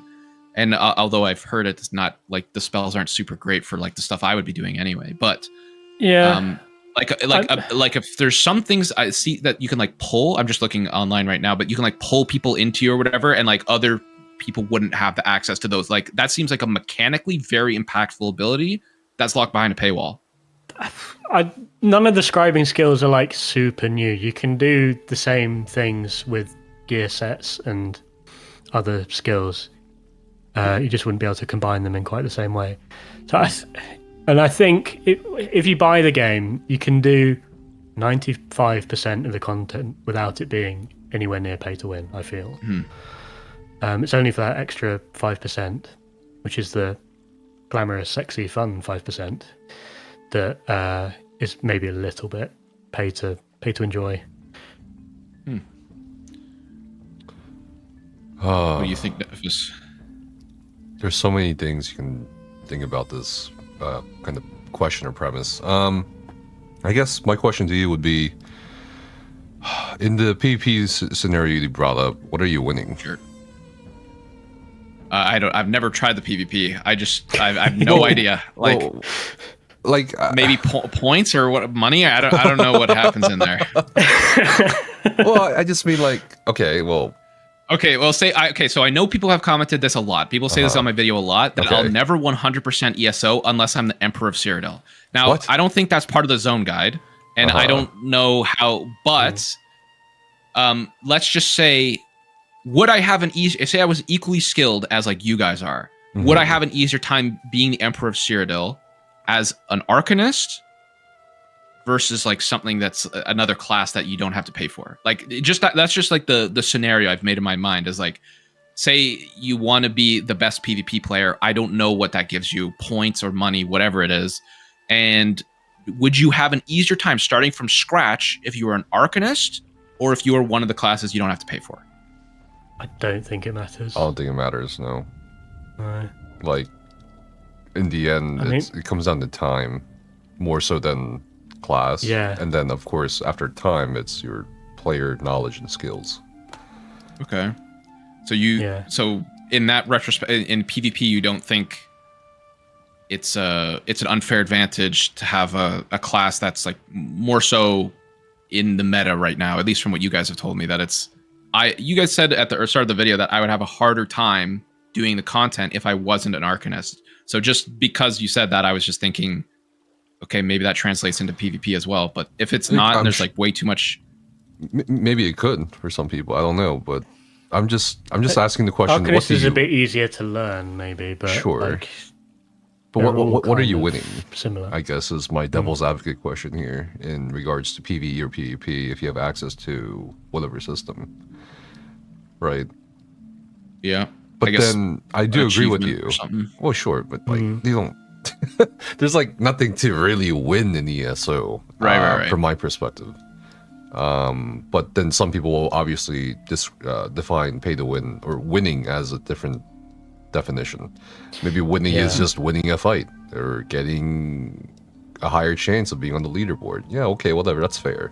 So I can agree with that in some aspects. Yeah, sure, ESO could be considered pay to win, but to me, I feel like it's more pay to convenience, like, and which is, I think, Yeah, and some just people as bad. depending on your definition consider pay to convenience also pay to win. I don't personally. Like, I think like whatever, like pay to convenience, like it's there for if people don't want to dump a bunch of time into something. Like, I get it, but I know some people do consider pay to convenience being pay to win as well, just because it gives you literally time. Like, it gives you time, right? Like, by paying money, you get time back that you wouldn't have to spend otherwise. But yeah, that's kind of up to your. So you would say it's more, or what are the big things that like I should just keep my eye out for? If I have some like spare coins or whatever the premium currency is called, is there something I should be buying? Like no, it really isn't anything. I mean, there's more of the game, I guess, if you pay a bit of money, but it's not. You can still do everything by paying very, very little.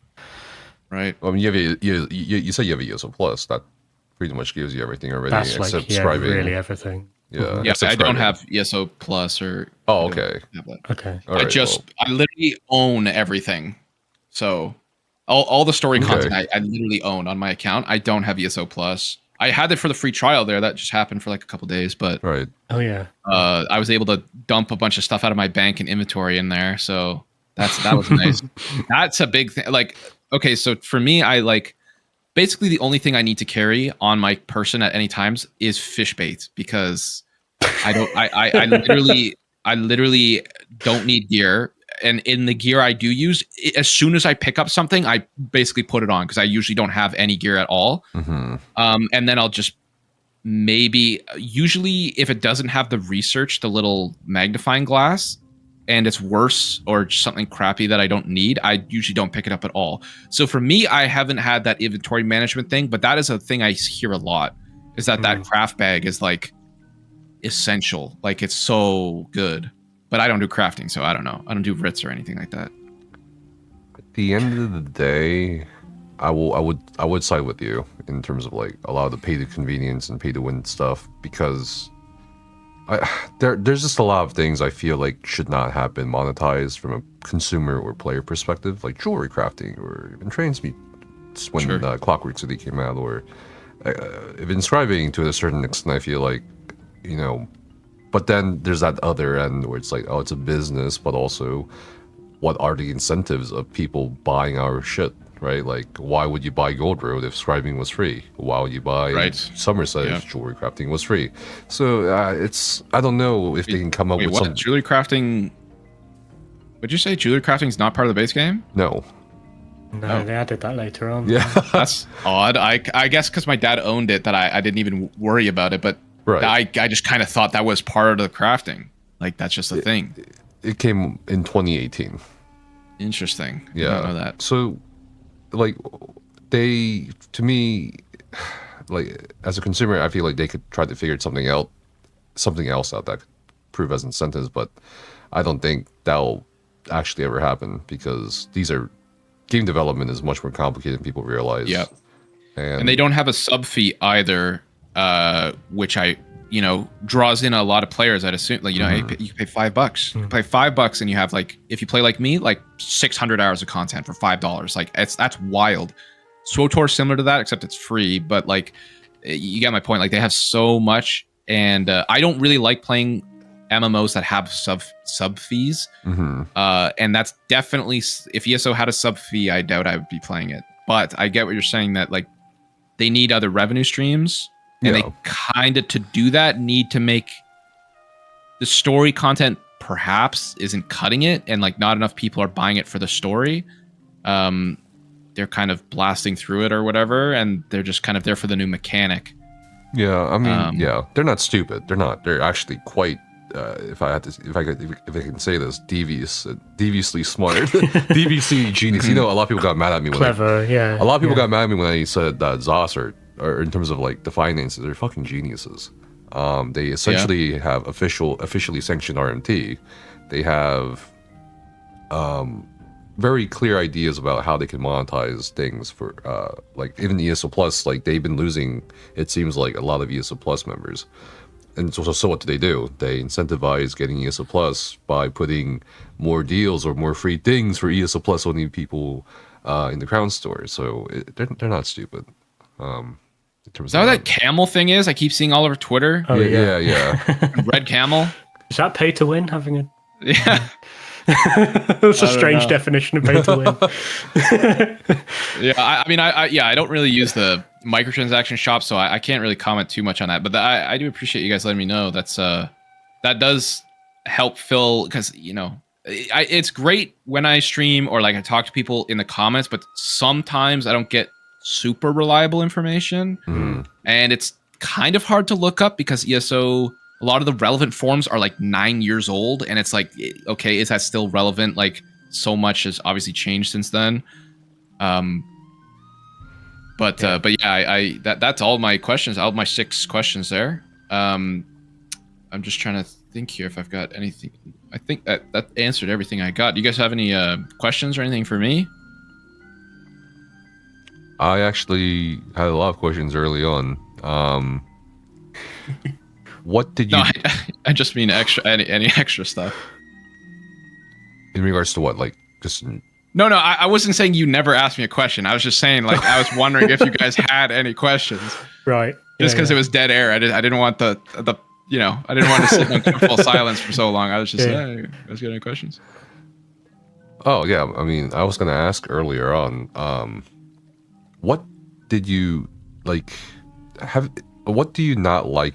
Like, not necessarily the difficulty of Overland, but what do you not like about the questing so far? What do you like about it? That's a good question. Because from my experience, like to me, there are really cool or great moments or characters, and some really like very touching quests or side quests. Yep. But the main quest lines are like, what the hell's going on, bro? So I feel like, I don't know, for me, a lot of the main quest lines for the bigger zones are like really underwhelming or just really boring. Whereas like the side content might be a little bit better, or in some cases for some zones like Murkmire or Markarth or Orsinium, it's fucking great. So what do you think so far? Yeah, I'm excited to try a DLC zone. I'll say that right now. I've never tried any of the paid content this game has to offer yet. So I am looking forward to that. I've heard it's like exponentially better. But regards to your point there on you not feeling the main story, as I think you really have to play ESO a specific way, and you've got to play the kind of campaigns lined up, kind of the way I do. Like I think if you take too long, if you forget the stories, and that's kind of why I started my first video. It was a almost journaling device for myself. It's like, yeah, there's a lot of shit going on. Like if you do the main story and then you do all the points of interest and then you do all the stuff that you're not going to really remember that much. So it's useful for me to just kind of have my notes, and I'm writing a script as I go through. And because of that, I'm able to retain a lot more. And if I ever need a refresh or whatever, I can go back and watch my own videos or read my own kind of script in a refresher on what the story is. I do find, you said, what do I like and what do I not like? First of all, Cold Harbor, amazing.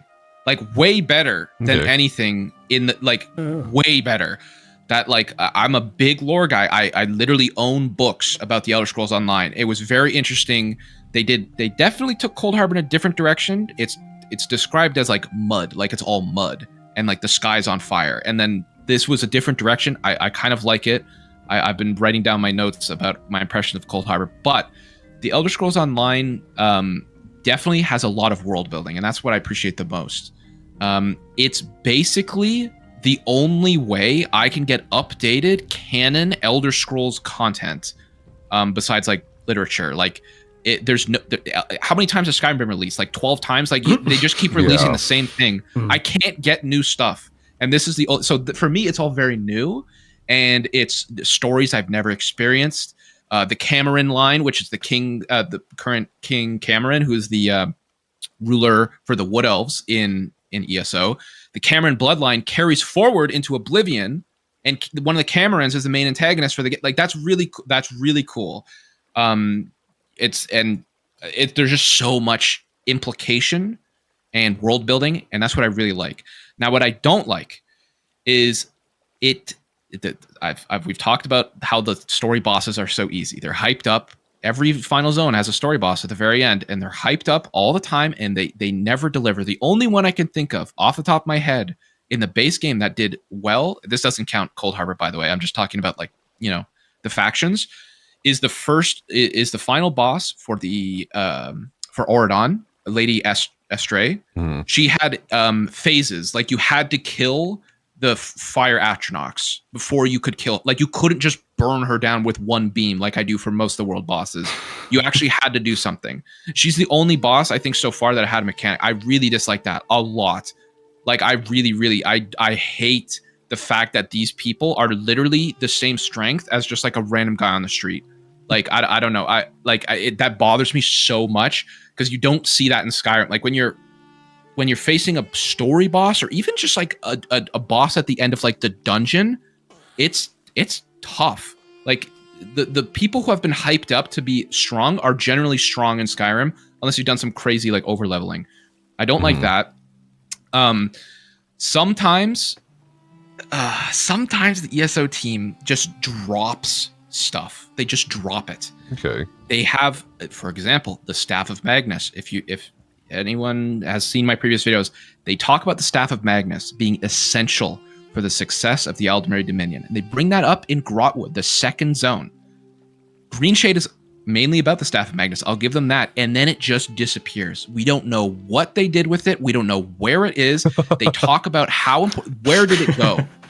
They just drop it, never reference it again. It's unbelievable. And I say this in my videos. It's like they have different teams of writers for each zone.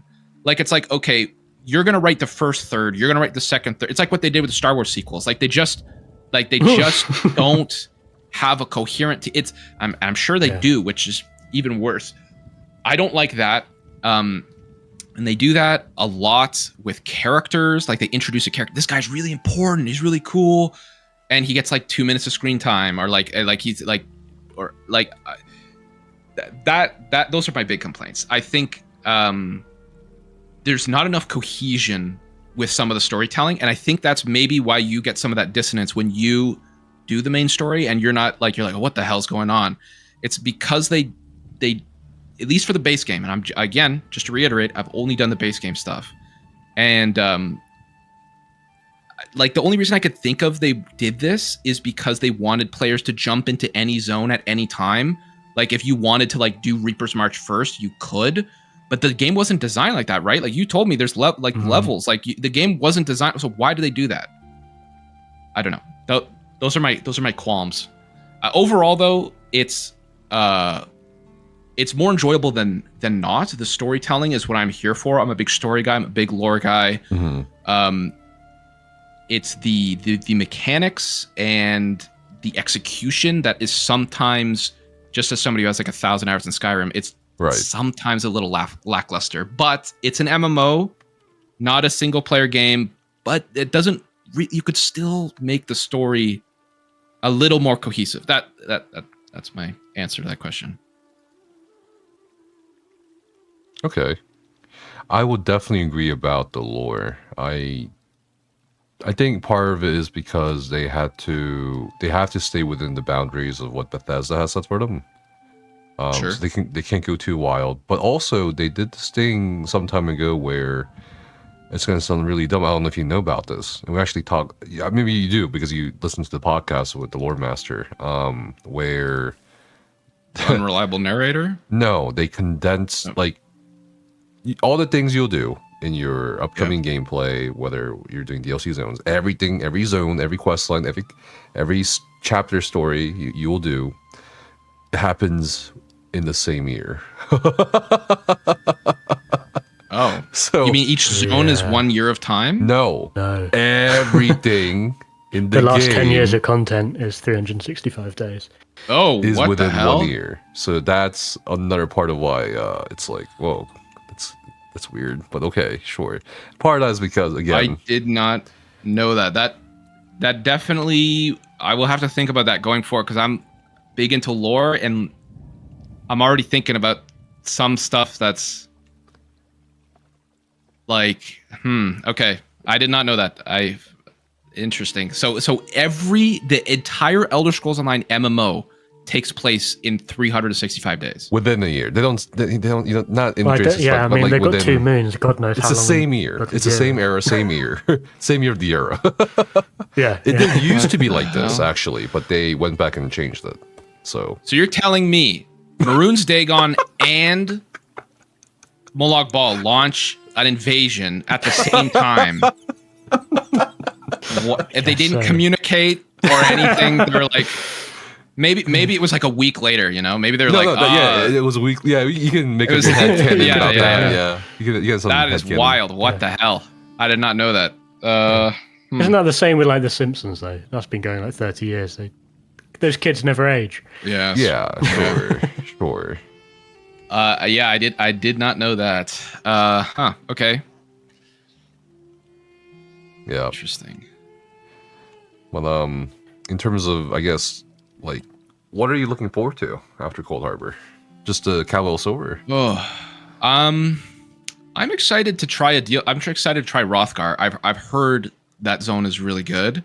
I've also heard it has challenging PvE content, some like arena or something that you can do. I'm looking forward to that. Although my gear is probably going to be horrible, but you'll be fine. Yeah. Definitely give that a try. You'll be fine on an Arcanist, and I think, and maybe Veteran. It could be interesting actually. Without, yeah, I mean, I'm looking forward to it. I'm looking forward to seeing my first snow zone. I've, as a Skyrim guy, like no snow in the Aldemir Dominion, not a snowflake, not one, and it's like. That'll be cool. That's just a different aesthetic. I don't really care about that much, but I am excited to see ESO's interpretation of an Arctic biome. And Hrothgar alone is quite interesting. You've got, the Malacath, Daedric Prince, all that stuff. You don't really hear too much about that in like the other games. Like obviously there's books and stuff, but the Orcish homeland is going to be very interesting to explore for the first time ever for me. Like there's obviously encampments in Skyrim. There's wood orcs in Malbator and Grotwood. So I've seen orcs, but the big ones, the ones up in the Arctic, that's going to be very interesting. I am looking forward to that. I think Murkmire's really cool. I just because I really like Argonians. The reason I picked an Argonian for ESO is because the human models in the game are not. Something's wrong with them. They don't look like humans. So I picked a lizard because, frankly, the model looks really good. Yeah. I like the Argonian model in ESO looks fantastic compared to Skyrim, where they kind of look like raptors. They don't really look like lizards. But I really like it. I have no like immersion breaking. Like I don't look at my character's face in the loading screen and be like, oh, that guy looks horrible. And I saw with some like the Bretons and like some of these guys they look like they're made of like Play-Doh. So anyway, I'm excited to check out Murkmire and stuff. There's a lot of things in this game. Vardenfell will be interesting. I've never played Morrowind, so that'll be, people keep telling me to play Morrowind, and like it'll be cool, I think, to try Morrowind and ESO first, and then maybe further down the line try Morrowind, the single player game. That might be cool. I think it'd be cool. That's an interesting reverse perspective that maybe some people don't have. That again is kind of what my whole channel is about, is like providing a perspective that, so like somebody who played Morrowind first in the Elder Scrolls Online goes back to Morrowind and tries it. I don't know. I think that might be interesting. Yeah. I feel like Vardenfell's maybe one of the more faithfully recreated ones that's been in a previous game. Like Windhelm didn't really feel like Windhelm in Skyrim, but I mean, there has been 1,000 years. Or whatever. I mean, I am excited to see Skyrim in ESO as well. I did look. I have actually gone into the Western Skyrim, whatever the Greymore one was, when my dad first handed me his account. So like I played for like a week. I don't know, there's like some vampire dude who was like talking to me, and then we were in a jail or something, but like I don't really know. I did see it, and my channel started out by me comparing cities in Skyrim to ESO. So that's actually how I started on this channel. It was just like landscape videos, no audio, anything. Solitude's fairly recognizable. I think the DLC zones do get it better. I think the game will get better. I mean, if you're enjoying it already, Just you wait. Yeah, I'm excited to try the paid DLC content, and I will be judging that a little bit differently than the base game stuff, because you have to pay for it, right? It should be on a different caliber than something that's free. Sure, yeah. Like, you know, that's just like, I mean, ESO is not free, obviously, you know what I mean? Like $5 for like 400 hours of content, and then you pay 15 for like, I don't know, 20. And it's like, okay, that's a different ratio of value there. So I gotta look at that differently too. Okay. But yeah, I think you are going to love Rothgar and Murkmire. I think Rothgar is still the best in terms of the story for me. Really? After all these, yeah. I mean, it came out in 2015, and since then I haven't really found anything that has beaten it. There's things that have come close to it, like Markarth or Murkmire, maybe Necrom, but it's a really great zone. I think you're gonna love it. Rothgar's the only one I remember. If that means anything. That means a lot coming from you, yeah. I could vaguely outline the main plot points in it, probably. Yeah, that does sound exciting. It's like, what would you guys say is like, okay, well, I'm not going to ask you for your least favorite, but what would you say is your... No idea. Like, what would you say your favorite chapter, or maybe favorite top, like 2 chapters? Like, that's... Chapters and DLC are different, right? Like, the chapters are the big ones. Yeah. And then the DLC are just the tiny ones. So what would you guys say your favorite chapter is? Because I haven't done a chapter yet. Yeah, that's a hard one. I mean, as someone that doesn't read anything, for me, it's just going to be High Isle, because it's the prettiest one to run around in. Wait, are we talking in terms of like patch changes, or like we're just talking about story? Whatever you guys, what like your golden age, the chapter came out, you loved it. That year was a great year for ESO and you. Or I don't know if they release them more than once a year. I think it'd be High Isle for me, definitely. Because I mean, I enjoyed the trial, I enjoyed the zone. The card game was kind of weird and interesting. Yeah, I kind of want to try. I used to be a professional Hearthstone player, so I'd be interested in trying that card game. Yeah. Again, another video I have cooking here is Hearthstone player tries Tales of Tribute for the first time. But I think I still have a beta key for Hearthstone that I've never used. It's probably too late now. Yeah, I think so. I missed that bandwagon. I'd say Greymore or Somerset for me. Yeah, I've heard good things about Somerset. That's for sure. Yeah. People, I made another post. Let me see if I can find it. I actually gathered the review, and Michael actually commented on this one. Let's see. Okay, so I had a post, and I said, according to the rules for my ESO series, I'm very far away from trying Gold Road. I've heard some mixed things about it, and wondering what your first impressions are of that DLC, if you bought it. According to Steam Database, here are the review ratings for ESO's major chapter releases over the years. Somerset, 85% positive.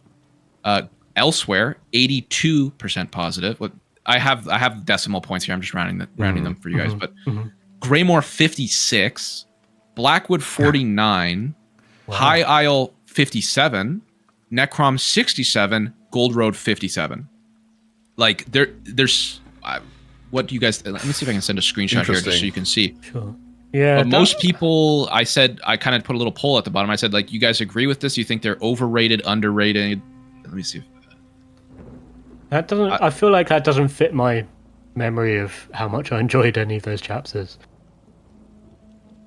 Like, I don't remember them being that different in terms of, like, you know, I'd never put a 20% discrepancy between the best and worst. I don't think there's a chat for this call specifically, so I'll just send it to Nefa so you can look at it. But surely.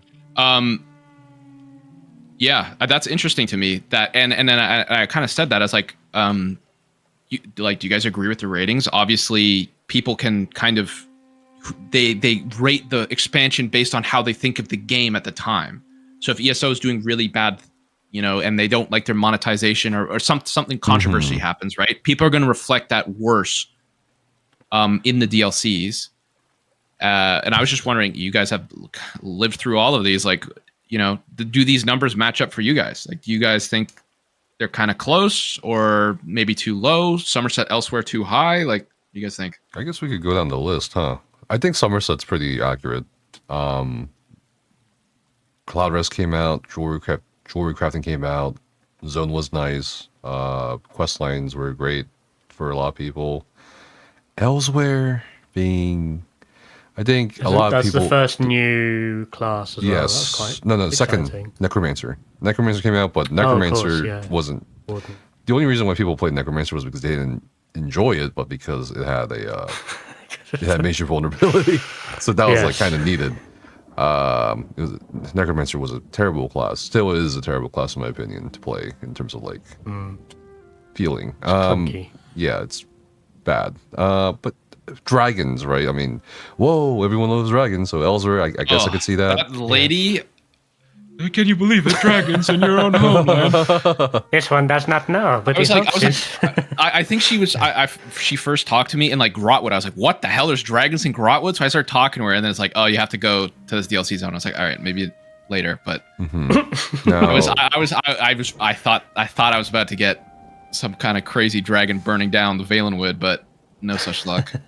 Yeah, and Elsewhere was pretty active for raiding too, for endgame too, relatively. Yes, but also after Elsewhere, there were a bunch of wild combat changes from patch to patch, from Scalebreaker to something else. I forget. Dragon Scale? Yeah, I don't know. But, Dragon Bones? Dragon Bones, whatever, something. Yeah, Dragon Bones and Scalebreaker had like completely opposite changes. But anyway, Greymore, 56%. I think it might be 56% for a couple of reasons, maybe. First reason is 2020 was not a great year in terms of like performance for ESO. This is actually when they cut down, off the top of my head, 90 gigabyte file size for ESO down to about 63 gigabytes. And that was in Heraldstorm, the first patch of 2020. And let's just say a lot of people quit ESO in Heraldstorm because the game was really broken. bad. So many server maintenances and like skills crashing things, and I think Greymore as a zone quest line really bad in my opinion, really underwhelming compared to like Greymore. Yeah, Greymore. I did not enjoy the Western Skyrim quest line at all, and I have a feeling you're not going to enjoy it either. I don't know. Maybe if you're like some kind of vampire. But here's the thing: Greymore was marketed as like a revamp of Vampire. Get it? Revamp? Vamp? Anyway. But it actually made werewolves more prevalent than it did for vampires. But yeah, whatever. Anyway, also, I think this is COVID too. So you have more people coming into the game. This is the most people ESO's probably ever had during this year. Makes sense. For the chapter. So I think more ratings probably skewed it towards this rating, maybe like more people submitting ratings. Whereas for Somerset and Elsewhere, it was like less people, so that skewed it towards positive. So I don't know. Blackwood, yeah, that's pretty accurate.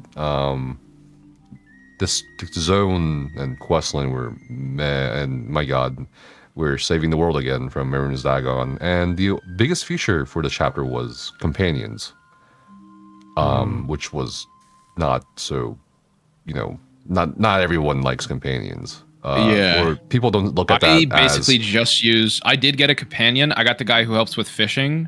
I think he's in Necrom.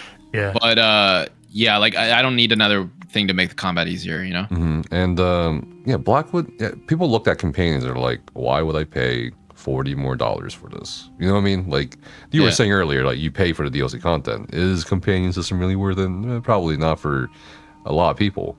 And High Isle, this is rather interesting to me. I think, so these are just chapter ratings, not the year ratings. So 57%. I think High Isle was actually a pretty decent patch, not gonna lie. What came after High Isle? Yeah, it was great, sure. Questline was underwhelming towards the end. Like it started out strong, but then I don't know. At this point, like from I guess Greymore to High Isle, it's very formulaic, the storylines. Like it's very, like you said for Auridon, it's like really there's no plots I think in the video you said you're there's immediately no plot twist. aware of who the enemy is. Yeah, exactly. And then there's nothing to discover. You're just ridding villages of their presence, like basically is what Origin's story was. That is basically the vibe you have from like Greymore to High Isle, basically. I see. Lore-wise, anyway. Lore-wise, elsewhere in Somerset, pretty cool. But also, right after High Isle was a disastrous patch, which ended a lot of players Gallon leaving. and thingy. Update 35. Yeah. Yeah. What happened then? Long story. Okay. they hybridized combat and they made like magic More. and stamina kind of less. But you need to spec they into changed, one. You kind of they changed a lot of combat thing, or tried to anyway. Healing I see. changed, dots. They extended the duration of a lot of skills, so it kind of simplified the combat a little bit. Yeah, okay. A big part of the backlash was like, with chapters, new raids or new trials drop, right? Sure. And people are progressing that content. And when we talk about making build videos, you have to also realize people who are not creators also need to change their builds too, right? If things are drastically different. So in the middle of progging the new trial, you have the next update coming soon, and it's like that's going to reset a lot of people's progression, and it did.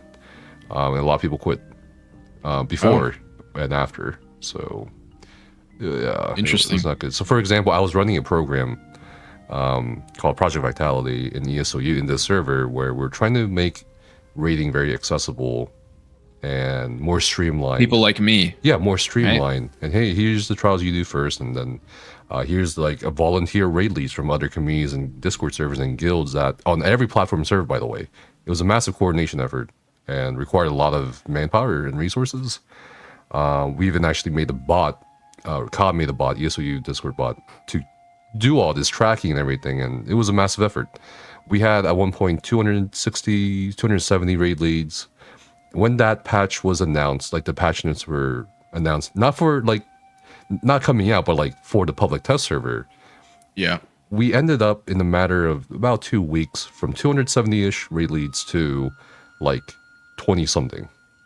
Whoa. You have to realize, right? Like who's gonna lead groups of people? Yeah.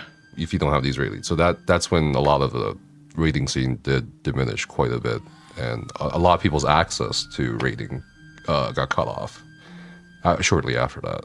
So, and then we gave up on the project because it was just futile. So anyway, that's too bad. Yeah, it is what it is. But then I think Necrom, that's kind of weird that the Steam rating for Necrom is 67. I feel like it would have been higher, honestly, 70 or 80. I don't know. Because like story, like lore wise, a lot of like lore enthusiasts were actually pretty excited about Necrom and actually enjoyed Necrom. And in terms of story, I heard it was pretty good. I haven't done it yet fully. And of course, new class. So I feel like it could have been similar to Elsewhere in terms of rating. So I'm not sure what happened here. 67. Yeah. Yeah, that's right. 67.17% positive. About 400 votes. Yeah. And then Gold Road, I have not done it yet. But I actually enjoyed the scribing quest line, to be honest with you. I don't know about the main quest line yet, but I actually enjoyed the scribing quest line. And yeah. So you think some of them you think might be underrated, some of them might be a little bit better, Necrom specifically, or I think Necrom could be better. Everything else seems like Greymore, I don't know. Greymore seems like up in the air for some reason, but everything else seems accurate. Yeah, it'd be interesting to go through these not on launch day, like after all the dust has settled, going through that and like just really looking at it at face value, not like the extracurricular stuff that's going on with patch notes and all that stuff. I am excited to go through some of this stuff, but yeah, I would say the biggest one I'm looking forward to is it's probably Elsewhere, just because I know there's dragons in there, but like I assume they're like a world boss, right? They're not meant for one person to do. Wait, which one? The dragons in Elsewhere. I think there's some in I think there's some in like the quest lines as well, possibly. Mm-hmm. Yeah, that seems really cool. I mean, obviously, Skyrim is all about the dragons and stuff. It'd be really cool to see ESO's take on them. Because they don't... Yeah, it's odd that you don't see any in the overworld. It's not like they're... I haven't seen an explanation as to why there's no dragons. Like, is there dragons in the Skyrim area, the base game? No. Like, when you go up to those areas? No. Is there dragons there that you can fight, like world bosses or anything that are dragons? Nope. That is weird. Are there any, like, dragon bone, like, bits on the ground? Possibly, but... Huh. I'm sure they explain it. I don't know why the lore reason would be that they would just not be dragons there. Yeah. I mean, they do stuff, I guess, for development reasons. Perhaps they didn't have the hardware back then. Like Fallen Esty. I don't know if you guys know what Fallen Esty is, but basically the Wood Elves, the Valen Wood used to have a capital city called Fallen Esty, and it was a walking city. So it used to be on a tree that moved around. And if you go through the Aldemary Dominion questline, there's the summer site, fall site, spring site, winter site. Yep. In all different zones. And Fallen Esty, I was told by somebody, who knows if it's true or not, but somebody basically said they just didn't have the processing power to do a moving city. Like, they just couldn't do it.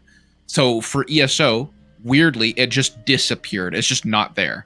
And it's like the biggest, like the most notable, one of the most notable things about the Valen Wood is Fallen Esty, and it's just gone.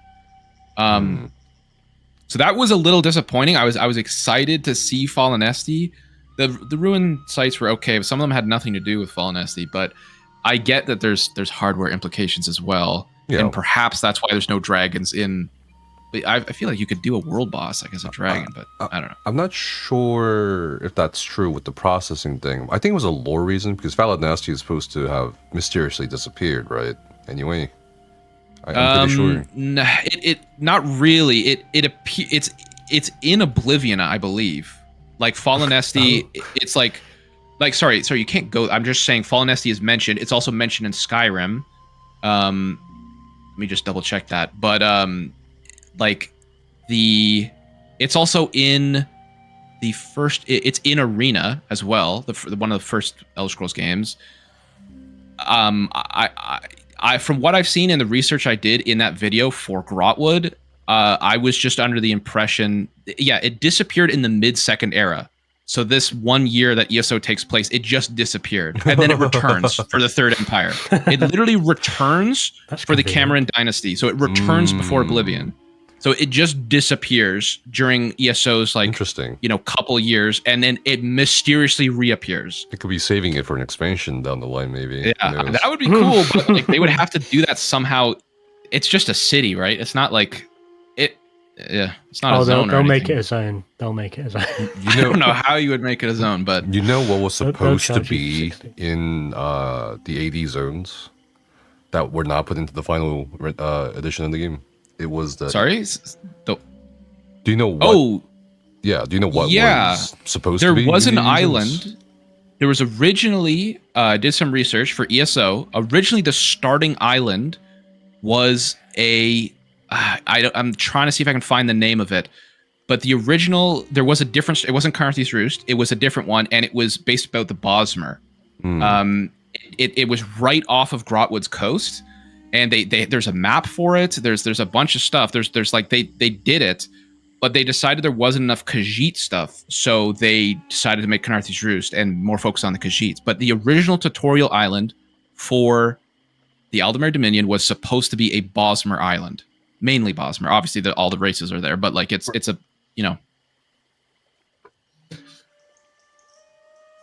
But there was another thing that they didn't add. It was a different race actually. What the Malmer? No, the Imga. It's like the primate people. Oh. Yeah. Like the great apes or the ape men. They're like native beast folk of Valenwood. Yeah, the Imga, right? Yeah. They were supposed to be in ESO apparently, but they couldn't put them in. Huh. That's interesting. I mean, they're supposed to kind of be in they were like, it's just from looking at their wiki page, they were associated with Fallen Esty, so perhaps that's why they also kind of killed two birds with one stone, and they just didn't do it. But they were supposed to be. They had this is their quote from the official ESO. This is the lore reason why they're not in the game. Okay. all the Imga disappeared from Valenwood during the time of ESO. According to the author of one of the lore books, they had gone to visit Falanesti, which had also disappeared. That's why they're not in the game. Okay. Gone to visit. Very convenient. For Thanksgiving Very convenient, or something. yeah. Very That would have been convenient. interesting to see. Yeah, I didn't even think about that. So they all, the entire race of people across the entire world went to go visit Falanesti. I guess they knew where it was. No one else does. Everybody knew where it was. Every single one of the Imga knew, except for, anyway.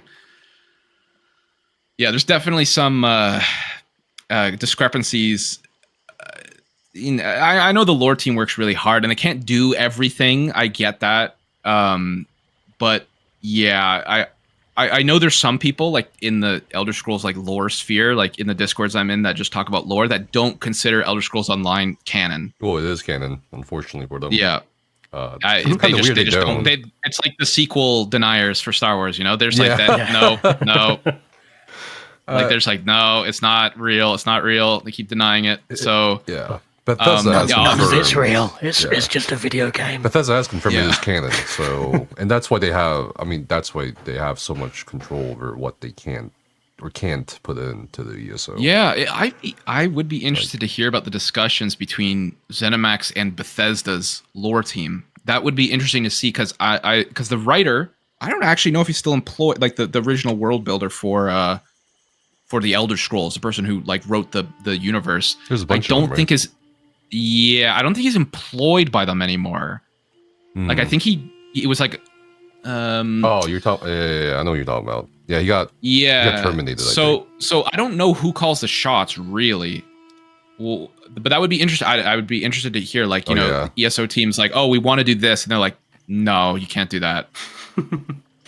But maybe they don't. Maybe Michael Zenke has all the power, and he's just like, he decides. He actually talked a bit about how they do it on our podcast. He said he kind of shuts them down, right? He said he was the fun police, and he was just like the fun police. Yeah, they're like, we want to do something. He's like, no. But also, it's like a bunch of writers too. Yeah. So it's like not any one person.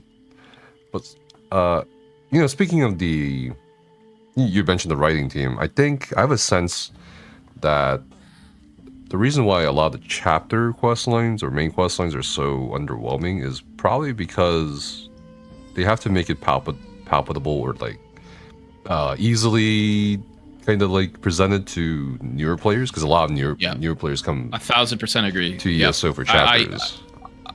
You can kind of tell they do that with the base game zones already, where it's like they do like a quick summary at the start. They're like, oh, yeah, I remember you. You're my loyal servant. Like Queen Irene every time is a little like, yes, my loyal servant. I thank you for all the work. Like, it's like, I don't like, they could literally just cut that line out if you've done the previous thing. But, people do their own thing. Maybe someone starts with Oradon, they do dungeons or whatever. They forget about it. They need to get a refresher.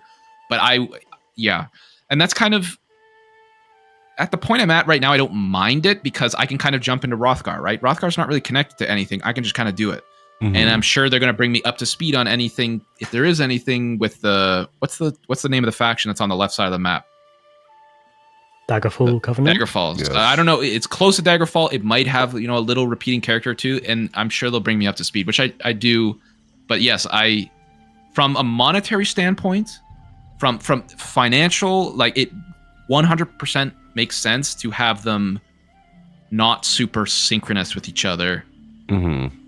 Like it just doesn't make sense. Like new players aren't even going to know how to navigate the world. Like they're just going to, wherever they get plopped in, they're going to start playing. Like, I feel like they should take a risk and say, fuck it, Yeah, well, that's what they started with.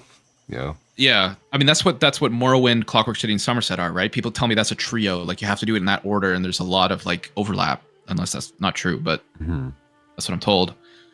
It would be cool. It'd be cool for ESO to do like a chapter that slowly rolls out. Especially that would be cool as well. That's something I thought about. Like they release a chapter, and then 1 month they have like the first couple quest lines, and then some big world event happens that a bunch of people are there for, like Fortnite world event. And it's like, something crazy, Travis Scott coming out of the sky. And it's like, okay. Hell yeah. And then they're like, okay, now we continue the story. It's like everyone, because I don't think WoW does that. There are MMOs that do that, like Fortnite's kind of a funny example, but they do have that like shared experience, and that's a community thing. Again, we were talking about at the start of the video. There's a community thing that ESO is kind of missing. They don't have these big, they don't have things to really drive the community together. I think that would be a great idea. It's like at this time of every day, there's a huge world event going on for like, say, like a week or two, so you don't have to miss it, and then the story continues. I don't know. That's an idea I thought of, but I think that'd be cool. I think it'd be cool to take it a little slower, maybe a little more complex storyline where you have to kind of take your time, and there's no reward during the story that you need to spam through, like the scribing mechanic. I don't know if that's tied to the main story, but if it is, that gives people incentive to not pay attention and just blast through it. I think we're ready for questions. If you guys have nothing you guys want to talk about, or it could be anything. It doesn't have to be ESO or anything. No, this has been very enlightening. I definitely learned a lot. It's hard to get some solid information. If you guys ever, I'll hit you guys up whenever I get to Cragmore. I just got to get to the zone for trials and stuff. Feel free to hit us up. Yeah, definitely. And when you meet a dragon and get absolutely slapped off the map. I think there is a trial in Reaper's March, maybe. There is one, but I don't know if you need. I think you might need ESO Plus to do it. Maybe you need the Thieves Guild DLC. Oh, I do have that. Well, is that one hard? It was when it came out, but not anymore.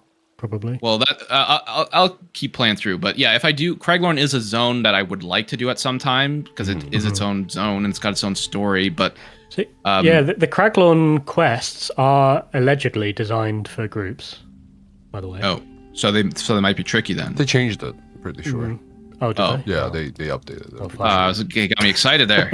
I'm so sorry. I was like, sure. Oh my god, is the final boss gonna be like tough? And I need to use my companion, and I'm pretty sure, isn't there? There's one delve though in Craglorn that you need 2 people to open. I'm pretty sure they changed it, but maybe they, I don't know. I'm pretty sure they did. I'm pretty sure they did, because that's one of the biggest reasons why Craglorn failed. Because like a lot of the content required grouping, whereas now it's like you can solo it if you want to, right? Like they didn't have they didn't offer players choice there. But I actually had a question from someone for Frostbreak earlier. Does Frostbreak play on a CP character? How did you get the champion points? If you did. Oh, yeah, I do. I inherited my father's account, which was CP 630-ish. I was not sure I would like Elder Scrolls Online. I didn't want to drop like $80 for the collection. And get, because the upgrade's way cheaper. The upgrade's like $15 or whatever, but the collection, which comes with all the other stuff, is super expensive. Didn't want to do that, and so I used his account. But I made a new character. I'm not using his character, so I did level from 1 to 50, and then I hit the CP hit, or like top rank or whatever, and then now I'm like almost 800. So I've gotten about 180 CP on my own. Nice. Let's see. For Frostbreak, as a Skyrim player, do you prefer to play ESO in first person at all times or third person? Yes. Oh my goodness. It's first person. No way, really? Yeah. Oh yeah. All my videos. Wow. We found one in the wild. They do exist. Oh my god. What do you mean? You have no idea how many comments. Why are you playing first person? How can you play in first person? So I do. So if we're doing a dungeon, obviously I'm in third person. Okay, obviously, like right. But most of the time when I'm doing overland stuff, it's way more immersive for me to be in first person. Like it's just, that's how I play Skyrim. Why would I change that if I'm trying to replicate that, especially the single player experience? Why would I be in third person? But that's hilarious that you play in first person and you still think it's too easy. That's really no, oh my god, first person is I like it. I think I've begun to become a little more hybrid. Looking for fishing spots, I'm usually in third person. But yeah, there's some things now when I'm running around, I am in third person for way more than when I started. Like Oradon, world bosses, everything. Dungeon, everything first person. Literally everything. But now that I'm getting a little bit further, yeah, I'm doing dungeons in third person. I'm starting to do world bosses in third person. Like, you know. But yes, I would say 80 to 90% of the time is first person. Wow. Yep. But when you go third person, do you zoom all the way out, or is it like an shoulder cam? It's either right over my shoulder, so one pop out, or all the way out. Okay. There's no really in between. Like if I'm doing, like if I just want a little bit of a shoulder camera look, I will do that sometimes, just in the overworld, but usually I don't. Usually it's either first person or all the way out, and then if I do want something a little closer, it's just one like pip above first person, whatever that thing is, like right above the shoulder. Mm-hmm. Okay, interesting. Do you have to adjust your camera settings for first person or third person, like the camera POV, like offset or really... the field of view? I think I probably increased the field of view. I like a nice field of view, but when I actually started, if you watch my first video, it's I have an ultra wide monitor, so I can see a lot of like I can see a lot. Like, it's a crazy FOV. It's like driving a car, like the front shield window. Like I can see a lot.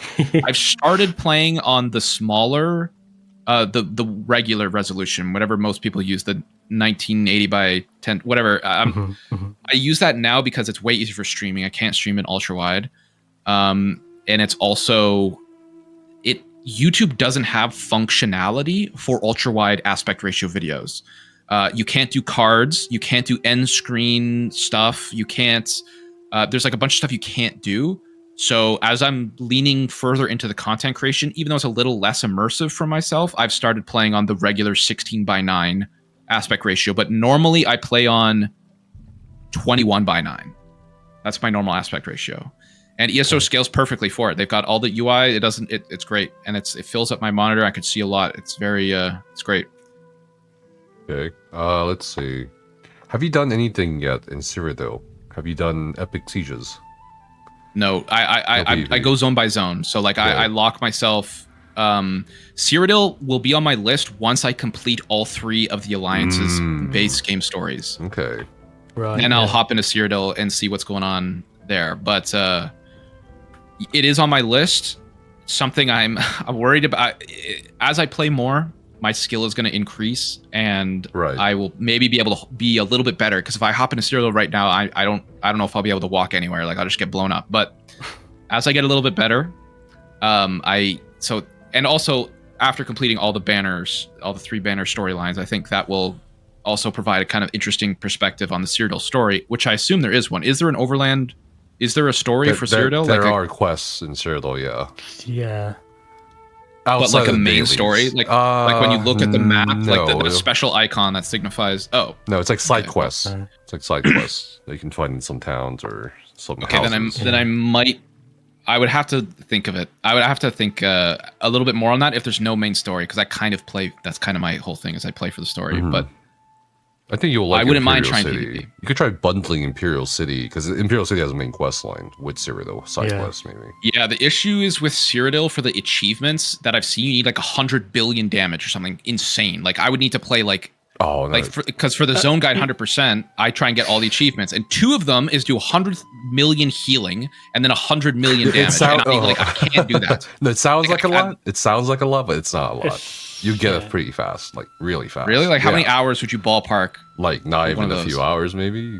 Really? Okay. All right. No, for like the big ones, for like the, I think there's no achievement in ESO that you couldn't get after a month. Yeah. Maybe. It depends on RNG. Okay. Some achievements. That makes me feel a bit better then. No, you'll be fine. You'll be fine. Let's see. What is it? Wait. There's a lot. Okay. How engaged do you think you'll be later down in the line in the community? Do you think you'll be doing more endgame content when you're closer to finishing all the quests, etc., or perhaps even PvP? By community, they mean like just like the in-game player base, or like? I think they mean like endgame. Yeah, I guess like or just general, but I think they're specifically asking about endgame content, like raiding or whatever. Yeah, like all the group content stuff I kind of do on stream with my audience already. So I already kind of engage that way. Trials would be something that's a pretty daunting task, and I'd be happy to do it with you guys, like somebody who, can explain it a bit better. But yeah, I do. As I progress through each zone, generally I try and do every activity the zone has. So obviously Reaper's March, the only thing left on that map that I haven't done is the raid. So in an ideal world, would I like to do everything, every piece of group content? Sure, but I know I'm a detriment to the team. Whatever team I'm going to be on, I'm going to be like the bottom person. Like it's like that's fine. It's like I'm a cannon minion in League of Legends. Like I'm not going to be doing anything. So it's also about respect as well. Like when I was doing DLC dungeons, there's a speed and there's like an etiquette that I think is important to have. Just being professional, and these people are taking time out of their day to help me. So that kind of content where I know nothing about, I would definitely try and do my research, watch a YouTube video on the mechanic. Like I would do my research beforehand. So I'm griefing the least amount possible. I think you'll be more than fine if that's your mentality. Yeah. That's not a lot of people's mentality going in. So I think I think if you decide to pursue endgame content, I think you'll do phenomenal. You've already put more effort in than most people. Let's see. When you first tried ESO Frostbreak as a Skyrim player, what class appealed to you the most? You fucking butchered this question. No. Like it says what character class appealed to you the most. I'm like, what character class? This class, you mean? Okay, so when I first tried ESO, would have been in like 2014. I don't think I really cared. Like I think I played a sorcerer or something. I was playing it like an MMO, not an RPG, and I had like maybe 2 hours in the game and I stopped playing. Now it's the Arcanist. The reason I picked the Arcanist is because of Hermaeus Mora, that Dragonborn DLC. Like he's probably my favorite Daedric Prince personally, and that entire, like, to my knowledge, none of the other classes are really tied to a Daedric Prince. Like I guess you could maybe debate Templars Meridia potentially. You could maybe say sorcerers like Molag Bal, but you get my point. Like Dragon Knight, maybe Maroon's Dagon, but like there's a very clear definition that the Arcanist is tied to a Daedric Prince, and one I really like. So it was a no-brainer. Like I saw the Arcanist was added to ESO in like a trailer or some like ad, and I was like, okay, maybe now I need to try this game. Like that was literally, and I'm sure that's what their marketing literally was targeting people like me for, but that's why I picked up. That's the reason I play the class I do. Okay. This is a question for all of us. Where are we from? From the States. Canada. London. England. England. Let's see. What can he say about the crafting, trading, or anything that concerns the ESO economy? Or like, have you engaged with that at all? Or are you just... So I've begun... I used to just throw... I didn't know you had to bind gear. Like, that's all a new system for me. Right. I now understand if I see a piece of gear, I pick it up, it says not collected, I should pick it up and at the very least bind it to my character through the inventory. And I originally was just throwing gear out that I didn't know that you're supposed to kind of collect that stuff. It will still go into your sticker book if you destroy it or sell it. Oh, okay. Because I was dragging it out of my inventory and like destroying it. And then sometimes I would sell it. I kind of thought, honestly, ESO's vendors were like Skyrim, where not all vendors will buy everything or like the different prices and stuff. But I think every vendor in this game is like the same. They're just they just sell different things, but they will buy anything. But so now I'm researching. So now that's the magnifying glass. I'm looking for items that have the magnifying glass, and I will deconstruct after a big dungeon run or something. Like my last stream, we did 3 dungeons. We did Vault of Madness, 2 DLC dungeons. I had a huge inventory full of gear. A lot easier to deconstruct that than bind every piece. So I would deconstruct it, and I just throw materials in my bank. But I do not. I've been gifted 28 million gold. So no, I don't engage with the economy that often. I can like. He's rich. Yeah. I can. The person who made Hodor's Reflexes, that add-on, gifted me 10 million. Oh, okay. And then Andy? Andy, yeah. I don't. Maybe, Or yeah. Like removed. people told me, but I obviously had no idea. I put a screenshot in the video where I got it. I was like, thank you so much. And people were telling me who it was.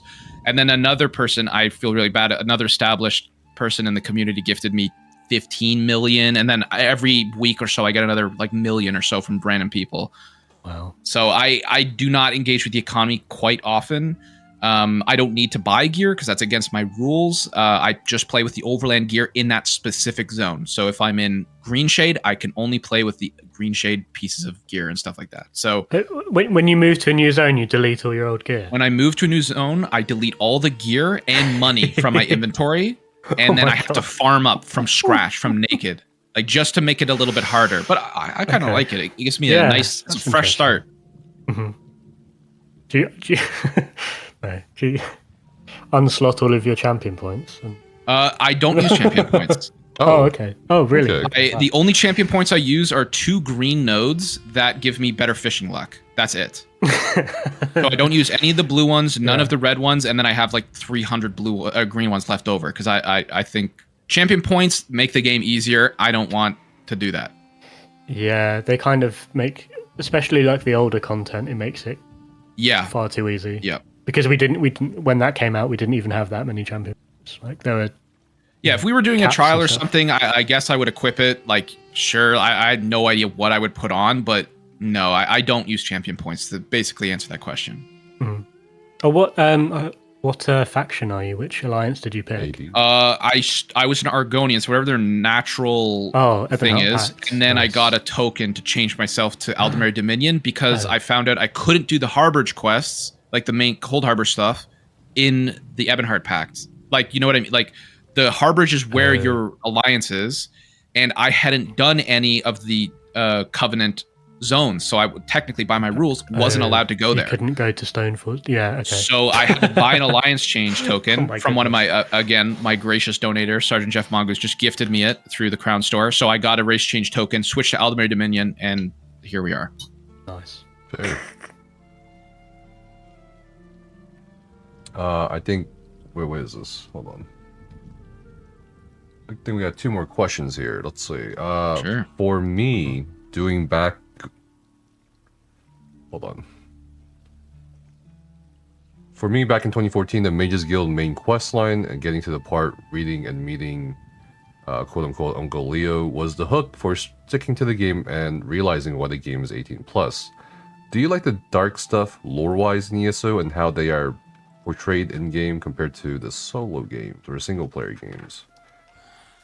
That's a good question. So I did do all of the Mages Guild and Fighters Guild. Again, that's something I had to use the Alliance Change token for because it wanted me to go to Stonefalls to talk to people. Mm-hmm. So I had to so I did do all of the Mages Guild and Fighters Guild. As far as the darker stuff goes, I can't say I've seen, like, there's a level of interaction and immersion maybe that is missing from the Elder Scrolls Online compared to the single player games. For example, if somebody's murdered or, you know, they just flop down, they have the default death animation you see a billion times, kind of takes away a little bit of the punch. Whereas the Cold Harbor stuff so far was probably the darkest stuff. Like, that was literally industrialized, like slave labor. Like, that was definitely very interesting to go through, and it was more it was definitely more dark. I do enjoy a little bit of a darker twist compared to, you know, everything's happy sunshine and rainbows. But I think ESO, most of the stuff they do is honestly pretty on the edge. Like, Oradon's main story is about the Veiled Heritants, which are basically Nazis. Like, literally, right. they're racists. They have concentration camps for the Khajiit and the Bosmer, and like residential schools where they civilize them. Like, that's very interesting. That's a very cool allusion to real history. You've got you know, some stuff in Green Shade with the Veiled Heritants are there as well, but then you've got the Wilder King and all that, and the Aranias, who's kind of been brainwashed by the Veiled Heritants to become, and she's really powerful, and she's got, I think ESO does a very good job. Most of their stuff isn't sunshine and rainbows. Yeah, there's a few quests like that, but I think ESO does a good job with its edginess, if that's probably not the right word, but that's like it does keep me engaged, most of the stories. And if they didn't, I probably wouldn't be still making videos for it. That's interesting because I'm of the exact opposite opinion. I feel like a lot of it is sunshines and rainbows, and really, it's not dark, it's not gritty, it's not really violent. I think compared to like even because you were raised on the streets, Nefus. Nothing phases you. Okay, but like I just no, I agree with you. I think on the surface level, if you look at the like Ordon storyline, surface level, you don't dive into the POIs, you don't dive into the side quests. Yeah, it's about a race of bad people, or sorry, a group of bad people who don't like the other races of the Aldemary Dominion, and they don't like the Queen. It's, you know, as far as it goes, yeah, it's not dark, the overall main story, but I think you have to, at least because I do everything, I literally have to. I have. I see it more, I see all the details. Right, I have as well, but I just don't really get the same sense you're getting from the content here in terms of the story or the themes. I mean, I can certainly understand what they were trying to present, but their manner of presentation, it's just not. It feels like I'm being, like my hand is being held, and this is I'm being shown. Yeah. This is bad. This is good. Yeah. And I'm like, come on. You know what I mean? I get that little patronizing. It's a little goofy as well, like with some of the interactions with the players the characters that are the NPCs that are supposed to be like a cutscene. Like an interesting thing happens. As I said, they flop down and do the default death animation. It's just not that. Yeah, I get what you're saying. I think, do you have like a specific zone you can think of that's not like, you just didn't find it interesting at all? Like sorry, not interesting, but like, you know what I mean? Like you found it too sunshine and rainbows for your taste. All like you were just like, what? Really? Yeah, all of them. Like I can't really place, you know, this game is rated M, but it doesn't feel like a rated M game at all. Okay, I was very surprised that you just said it was rated M. I would not have given it that rating. It is rated M. The ESRB rating is at M. It's mature, but I'm just like, this doesn't feel like it's for adults at all. Like language-wise, graphics-wise, presentation-wise, it just feels like it's a very for the most part. I mean, there are great. This is what I mean. For me, there are great moments, great quests. You know, heartfelt moments too, and great some great characters. But like 95% of this is like whatever. Yeah, I agree. Bland. Like you'll go to like a dungeon in Skyrim, and they'll be literally cooking people alive, and their blood and remains are on the wall. You don't get that in ESO. Like you just don't. Yeah, exactly. I get what you're saying. Yeah, I and as somebody who played Skyrim for so long. I guess I read into it a little more than like if I would I tend to also read the lore books and I like that they take like they don't take too long, they take like 10 minutes to read, but there are some dark quests or quests that are somewhat interesting. Like there's one quest in Loraden where a father kind of turns to the Daedra because his son died in the war. In the Three Banners War, and he's trying to find another way to make a better army instead of using elf lives. And he's like ends up corrupting a forest and turns all the people in a village to stone. And you kind of have to decide, if what he did is right or wrong. And I like that choice. I like how it made me think a little bit about it. But I agree that the presentation of ESO graphically and animation wise hinders it in terms of packing that punch. Yeah, for sure. I feel like even Starfield, which I've covered extensively in lore videos, is darker or grittier than ESO. Like that's just how, for me, ESO just feels very PG, very. Yeah, I think there's some like in Cold Harbor. There's there's a Dremora in like the intro who throws a guy on a thing of spikes. And if you go up and look at his head, his like mouth is like opening and closing and like blood's coming out, like how you would expect. Like, that was good. I looked at, I recorded, I was in first person. I saw that. And I was like, what the heck? Like that's the first time I was like, oh, that is a violent death animation. I have not seen anything like that. Like his like head is like fidgeting and stuff as his brain was like impaled. Like that was cool. There is that. But yeah. I do think ESO does have some dark stuff, and I think most of the storylines overall tend to be, maybe the way you phrase it, like it's a little pandering. Like they do try and, like, you know, being racist is bad, kids. Don't be like the veiled heritants. But, you know, after going through all that other stuff, I kind of appreciate them a little bit more. But yeah, for sure. All right, so I think this is the last question we can take, because I think we are running a little on time. So speaking of dark stuff, since you did the 80s zone, Frostbreak, have you done Celine's Web dungeon and the follow-up dungeon layer, Marslock? I think personally, I have not done the follow-up dungeon, but I did do Celine's Web, and that was unfortunately one of the dungeons that I had a group for. So I didn't catch all the story, but I like, we are the bad guys in that story, in my opinion. Celine's Web, we the players are the bad guys. Like, we are kind of tricked into doing this by a Mages Guild member, I believe, and he's kind of like, yeah, there's this problem with, like, these Bosmer, and they're going nuts, like, you need to kill them, and it doesn't really pan out that way. And then at the end, you're like, like, that was probably the most interesting dungeon I did. That made me think about it afterwards. I didn't really think about the story of the other dungeons afterwards, but I didn't know there was a follow-up. I will look out for that. But I did. The story of that dungeon was quite good. I did enjoy it. You know, one last thing I kind of want to bring up, actually, because you reminded me of it.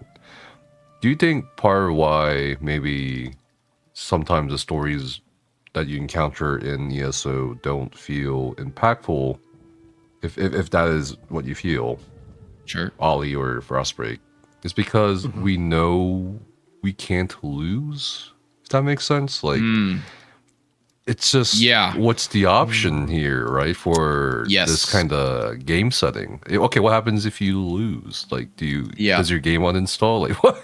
You know what I mean? Yeah. Like, what's the consequence of losing? I feel like they don't let us lose. I think. Yeah, your choices kind of matter less in an MMO, right? Because exactly. At the end of the day, everyone has to share. I talk about that in the video I put out about my opinion after 100 hours. Is exactly that. It's an MMO, right? I can't go up behind. I think the example I said is I can't go up behind Anduin in World of Warcraft as a rogue and assassinate him. Like, it's just not. Whereas in Skyrim, you can just kill the Jarl of White. You can just kill anyone you want, and it just stops that storyline. So because it's a shared world, there is less interactability with. That's just going to happen. Like, you can't. It would be cool if you could change, like, EVE Online, it's an MMO, and it has, like, really like, if you want to change the world, other players will experience, like, you can really do a lot of stuff like that, but ESO doesn't really do that. Yeah. And I do think it does take away a bit of that interaction and punch with the storylines, knowing you can't lose.